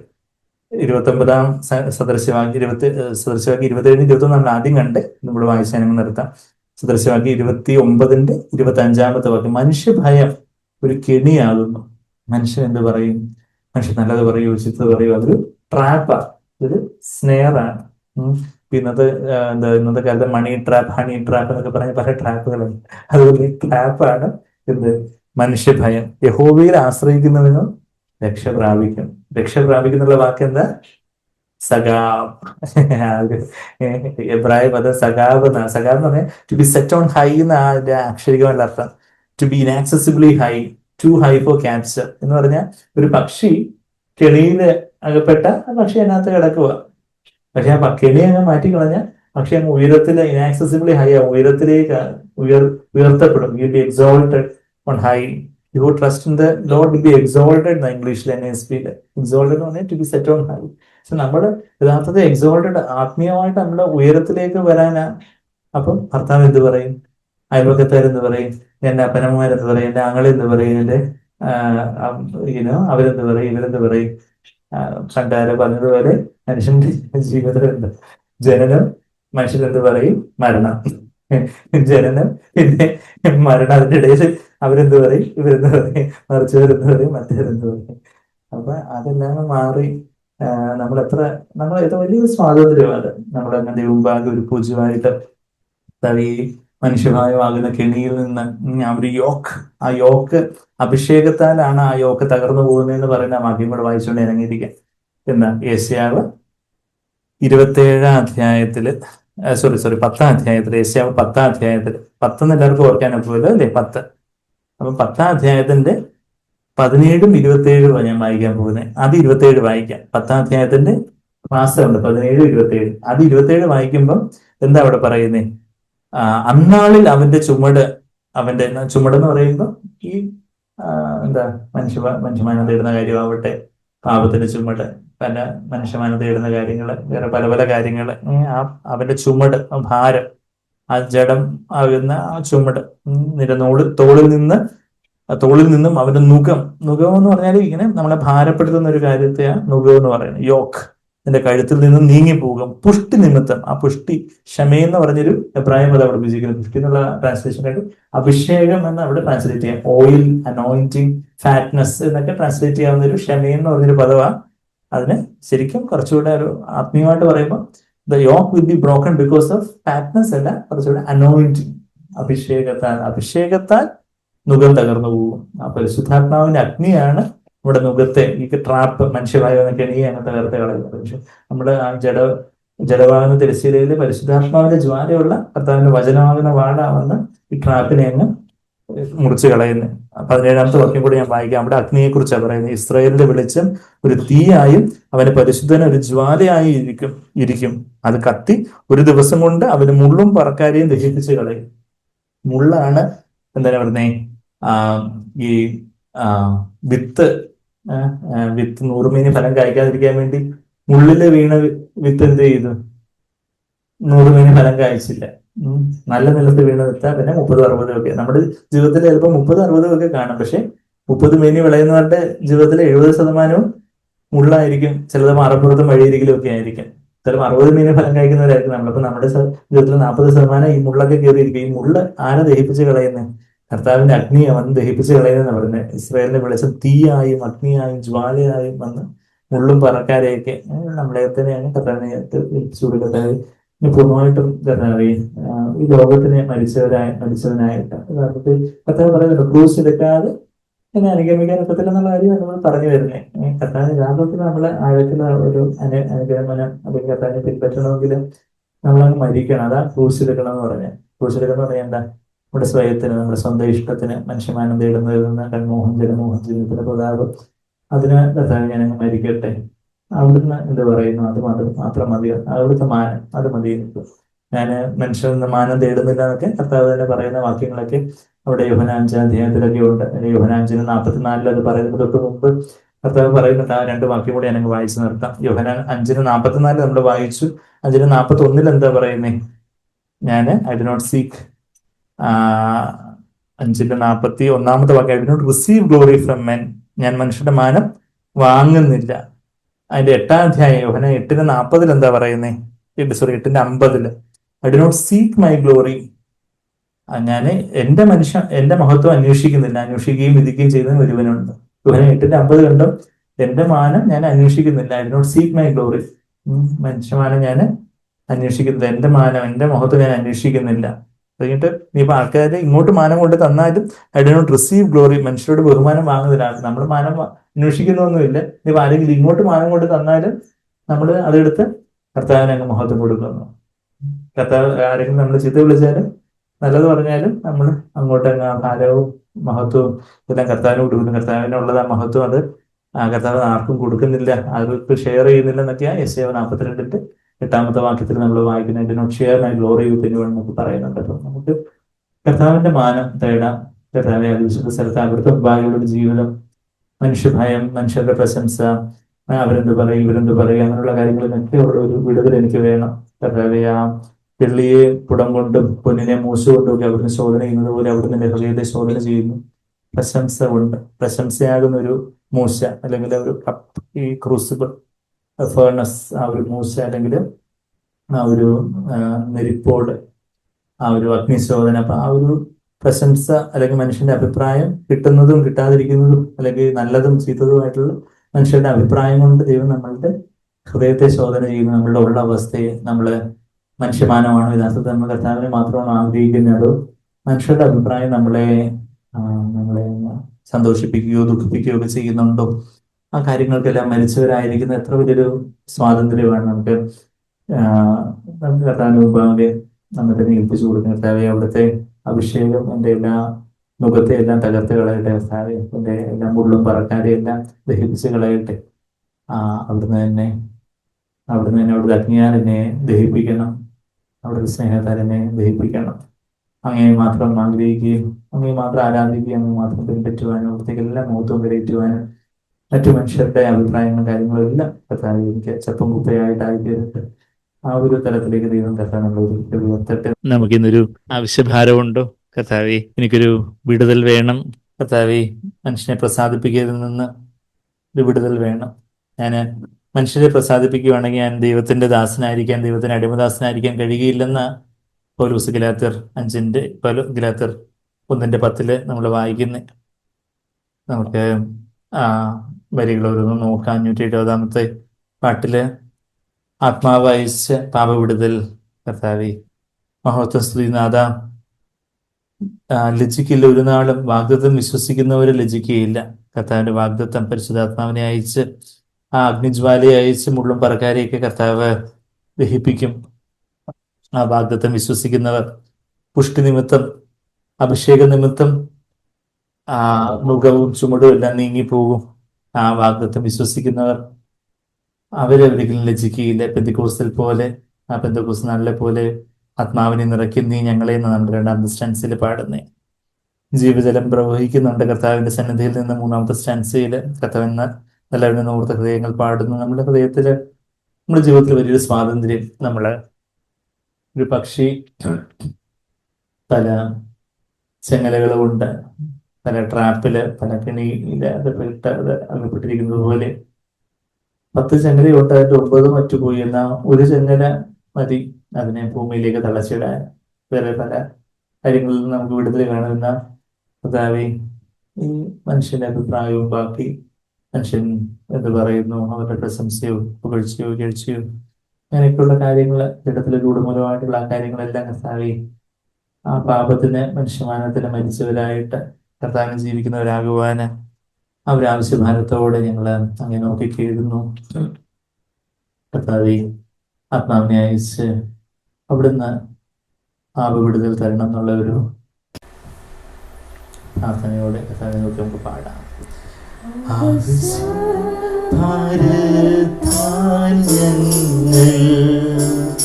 നിന്നെ നോക്കി തേടുന്നു, ആത്മാവേ അയച്ചു കർത്താവ് പാപവിടുതൽ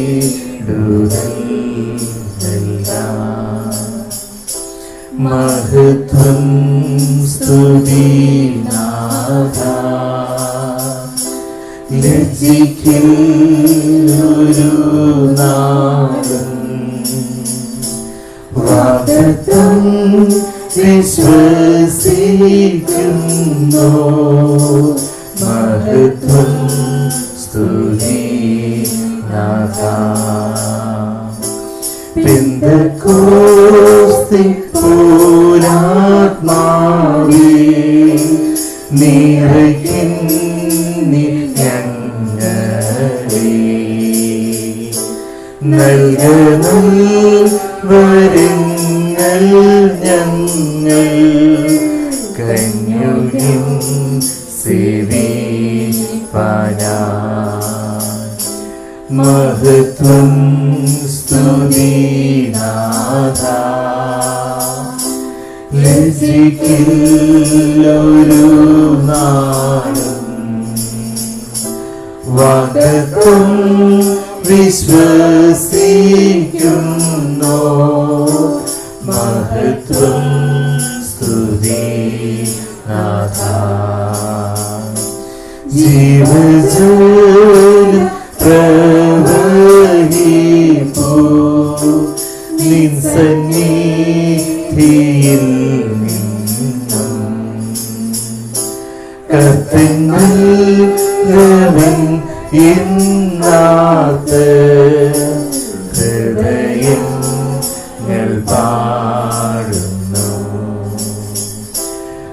മഹത്വം സ്തുതി നാഥ. ലജ്ജിക്കൊരു നാളും വാഗ്ദത്തം വിശ്വസിക്കുന്നു. മഹത്വം സ്തുതി നാഥ.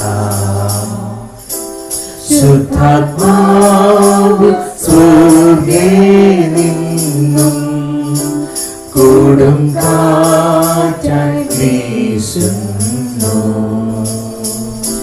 പുതുഗാനം പാടുന്നു നാം. ബന്ധനം അഴിഞ്ഞുരാ. മഹത്വം സ്തുതി നാഥ. ലജ്ജിക്കൊരു നാളും വാഗ്ദത്തം വിശ്വസിക്കുന്നു. മഹത്വം സ്തുതി നാഥ. വെള്ളത്തിൻ ഇരച്ചിൽ പോലെ ഉയരുന്നു സ്തോത്രങ്ങൾ. സ്വർഗവാതിൽ തുറന്നീതാ. പെയ്തിടുന്നു പിൻമഴ. മഹത്വം സ്തുതി നാഥ. ലജ്ജിക്കൊരു നാളും വാഗ്ദത്തം വിശ്വസിക്കുന്നു. മഹത്വം സ്തുതി നാഥ. അതെ, കഥാവ് വാഗ്ദത്തമുണ്ട്, എന്നെ വിടുവിക്കും. പെന്തക്കോസ്ത് നാൾ പോലെ ആത്മാവിനെ അയക്കും. ആ പിന്മഴ എന്ന് പെയ്യുമ്പോൾ കർത്താവേ, എന്നെയും ആ പിന്മഴയുടെ ആ വലിയ മാരിയിൽ, ആ മഹാമാരിയിൽ എന്നെയും നിറയ്ക്കണമേ. ആ വെള്ളച്ചെട്ടത്തിനിടയിൽ ബന്ധനം ഒഴിഞ്ഞവരായിട്ട് നിൽപ്പാൻ ആ അഗ്നിയാല് കർത്താവേ എല്ലാ ബന്ധനങ്ങളും, എല്ലാ പാപബന്ധനങ്ങളും കർത്താവേ അഴിഞ്ഞവരായിട്ട് കർത്താവേ വിടുവിക്കപ്പെടുവാൻ ഞങ്ങൾ ഓരോരുത്തരെയും സഹായിക്കണമേ. നമുക്ക് നമ്മൾ തന്നെ മുമ്പാകെ ഒരു കീഴലോടെ ഒരു ദാഹത്തോടെ കർത്താവേ എന്നെ വിടുവിക്കണമേ. ഈ ലോകത്തിന് മരിച്ചവനാകുവാൻ എന്നെ സഹായിക്കണമേ കർത്താവേ. ലോകത്തിലെ ആൾക്കാര് നല്ലത് പറയുന്നു, തീയത് പറയുന്നു എന്നുള്ളതൊന്നും എന്നെ അഫക്റ്റ് ചെയ്യാതെ വണ്ണം, എന്നെ ബാധിക്കാതെ വണ്ണം, എന്റെ മനസ്സിനെ അത് ചഞ്ചലപ്പെടുത്താതെ വണ്ണം കർത്താവേ ഈ ലോകത്തിന് മരിച്ചവനാകുവാൻ എന്നെ സഹായിക്കണമേ. ആ ഒരു സ്നേഹം അവിടുന്ന് എന്നോട് എന്നെ കുറിച്ച് എന്ത് പറയുന്നു? ആ മനുഷ്യമാനം, കർത്താവിന്റെ മാനം മാത്രം അന്വേഷിക്കുവാൻ അവിടുന്ന് എന്നെ അപ്രൂവ് ചെയ്യുന്നുണ്ടോ? അവിടുന്ന് എന്നെ സന്തോഷിക്കുന്നുണ്ടോ? അത് മതി കർത്താവേ. അവിടുന്ന് എന്നെ അക്സെപ്റ്റ് ചെയ്തിട്ടുണ്ടല്ലോ, അവിടുന്ന് എന്നെ സ്വീകരിച്ചിട്ടുണ്ടല്ലോ, അവിടെ ഞാനായിരിക്കുന്ന അവസ്ഥയിൽ എന്നെ സ്വീകരിച്ചിട്ടുണ്ടല്ലോ. മറ്റു മനുഷ്യരുടെ മുമ്പാകെ വീണ് വണങ്ങി നിങ്ങൾ എന്നെ സമ്മതിക്കണമേ, നിങ്ങൾ എന്നെ അഭിനന്ദിക്കണമേ, നിങ്ങൾ എന്നെ കുറിച്ച് നല്ലത് പറയണമേ, നിങ്ങൾ എന്നെ കുറിച്ച് ചീത്ത പറയല്ലേ, നിങ്ങൾ എന്നെ കുറിച്ച് പരിദൂഷണം പറയല്ലേ എന്ന് കർത്താവ് മനുഷ്യരുടെ മുമ്പിൽ കേഴുന്നവരായി പോകാതിരിപ്പാൻ കർത്താവേ ഞങ്ങൾ ഓരോരുത്തരെയും സഹായിക്കണമേ, വിടുവിക്കണമേ എന്ന് പ്രാർത്ഥിക്കുന്നു. അതെ കർത്താവ്, അവിടുത്തെ മുമ്പാകെ അത് വിശുദ്ധ സ്ഥലത്ത് ജീവിക്കാൻ തക്കവണ്ണം തിരുസേനയ്ക്ക് അപ്പുറം ഉള്ള ഒരു രഹസ്യ ജീവിതം അതെ കർത്താവ് ഞങ്ങളെ അങ്ങ് സഹായിക്കണം. നിങ്ങള് വിലയ്ക്ക് വാങ്ങപ്പെട്ടവരായിരിക്കാനും മനുഷ്യരുടെ അടിമകളാകരുത്. 1 Corinthians 7:23 തന്നെ അത് പറയുന്നുണ്ടല്ലോ. മനുഷ്യരുടെ അടിമയായി പോകാതെ, മനുഷ്യരെന്ത് പറയുന്നു എന്നുള്ളതിന്റെ അടിമയായി പോകാതെ കർത്താവേ അങ്ങനെ അവര് വിടുവിക്കപ്പെട്ടവരായിട്ട് man is tested if you give him a measure of faith. കുറച്ച് പ്രശസ്തി നൽകിയാൽ അവരുടെ തനിനിറം പുറത്തു വരും എന്ന് കർത്താവേ മെസ്സേജ് ലിവിംഗ് ബൈബിൾ അതുപോലെ തന്നെ ഫാഷൻ ട്രാൻസ്ലേഷൻ റെഫറൻസിലൊക്കെ പറയുന്നത് പോലെ കുറച്ച് പ്രശസ്തി നൽകിയാൽ ഇന്ന് മനുഷ്യരെ പ്രശസ്തിയിലുള്ളവരാണ് വീണു പോകുന്നത്. അവരങ്ങ് ഉയരത്തിലേക്ക് അങ്ങനെ വിളിച്ചു പോകുന്നവരാണ്. കൂടുതൽ ആഴത്തിലേക്ക് വീഴുന്നത് നമ്മൾ കാണുന്നുണ്ട്. നന്മ മരങ്ങളൊക്കെ കടപുഴകി വീഴുന്ന ഒരു ലോകത്ത് നമ്മൾ ആയിരിക്കുന്നത്. മനുഷ്യര് സാധാരണ മനുഷ്യനായിട്ട് ജീവിക്കുമ്പോൾ ഒരു വലിയ കുഴപ്പമില്ലാതെ ഇങ്ങനെ ജീവിക്കുന്ന നന്മ മരങ്ങളായിട്ട് വലിയ വലിയ ആളുകളായിട്ട് വലിയ ഫെയിമും പ്രശസ്തി സെലിബ്രിറ്റി ഒക്കെ ആകുമ്പോൾ പെട്ടെന്ന് പ്രശസ്തി തലക്കി പിടിച്ച് വീണു പോകുന്നവരെ നമ്മളെ ചുറ്റും കാണുമ്പോൾ കർത്താവേ, ഈ ലോകത്തിന് മരിച്ചവനായിരിക്കാൻ എന്നെ സഹായിക്കണമേ. അങ്ങ് ഈ ഭൂമിയിൽ ജീവിച്ചതുപോലെ അവിടുന്ന് അവിടത്തേക്ക് എല്ലാ അർഹത ഉണ്ടായിട്ട് അവിടുന്ന് മനുഷ്യരുടെ മാനം തേടാൻ പോയില്ല. അവരുടെ മാനം അവിടുന്ന് സ്വീകരിച്ചതുമില്ല. പിതാവിൽ നിന്നുള്ള മാനം മാത്രം അവിടുന്ന് നോക്കി. അതേ കർത്താവേ, അങ്ങേപ്പോലെ അവിടുത്തെ ആ കാൽപ്പാടുകൾ യേശു പോയ ആ വഴിയെ പോകുവാൻ ആശയോടെ ഞാൻ എന്നെ ജീവിതയായി നൽകുന്നു ഞങ്ങൾ പാടിയല്ലോ. ആ ജീവിതത്തിന്റെ നാളുകളെല്ലാം, എൻ്റെ ആയുസ്സിന്റെ നാളെല്ലാം നീ പോയ വഴിയെ പോകുവാൻ ആശയോടെ ഞാൻ എത്ര ജീവിതയായിട്ട് നൽകുന്നു. അങ്ങ് പോയ വഴിയിലോ, മനുഷ്യന്റെ മാനത്തെ തേടാത്ത ആ വഴിയിലോ, മനുഷ്യന്റെ അഭിപ്രായമൊന്നും സ്വാധീനിക്കാത്ത വഴിയിലോ, പിതാവിന്റെ മുഖം മാത്രം കണ്ട് ജീവിച്ച ആ അടിമദാസന്മാരെ കർത്താവിന്റെ മുഖം കണ്ട് ആരാധിക്കുന്നവരായിട്ട് ജീവിച്ചതുപോലെ നമുക്ക് കർത്താവിലേക്ക് നോക്കാം. കർത്താവിനെ നമുക്ക് സ്തുതിക്കാൻ പറ്റുന്നതിനായിട്ട് നന്ദി പറയുന്നു. കർത്താവിനെ നമുക്ക് സ്തുതിക്കാം. നന്ദി കർത്താവേ, നന്ദി. ഹല്ലേലൂയ. Thank you Father, thank you Father, thank you Lord, thank you Lord, thank you for your word, thank you for delivering us Father. നന്ദി ഇവിടെ ഞങ്ങളെ വിടിപ്പിച്ചിരിക്കുന്നു. ഞങ്ങൾ വിശ്വസിക്കുന്നു കർത്താവേ, തുടർമാനമായിട്ട് ആ സ്വാതന്ത്ര്യം തന്നെ വിടുതൽ നൽകാൻ ഞങ്ങളെ സഹായിക്കണം. നന്ദി കർത്താവേ, നന്ദി യേശുവേ, നന്ദി യേശുവേ. അവിടുന്ന് അതെ കർത്താവേ, ഞങ്ങളുടെ പ്രാർത്ഥന ഇടുന്നതിനായിട്ട് ഞങ്ങളുടെ കേവലം ദൈവത്തിന് ആഗ്രഹവും അവിടുന്ന് കാണുന്നുണ്ടല്ലോ. അങ്ങനെ മാത്രം പ്രസാദിപ്പിക്കുവാൻ അത് മാത്രം ഞങ്ങളുടെ ജീവിതാഭിലാഷമായി തീരട്ടെ. പ്രാർത്ഥനയുടേതായിട്ട് സ്തുതിക്കുന്നതിൽ യേശു കർത്താവിന്റെ വിലയേറിയ മാതിരിയുള്ള നാമത്തിൽ തന്നെ ആമേൻ.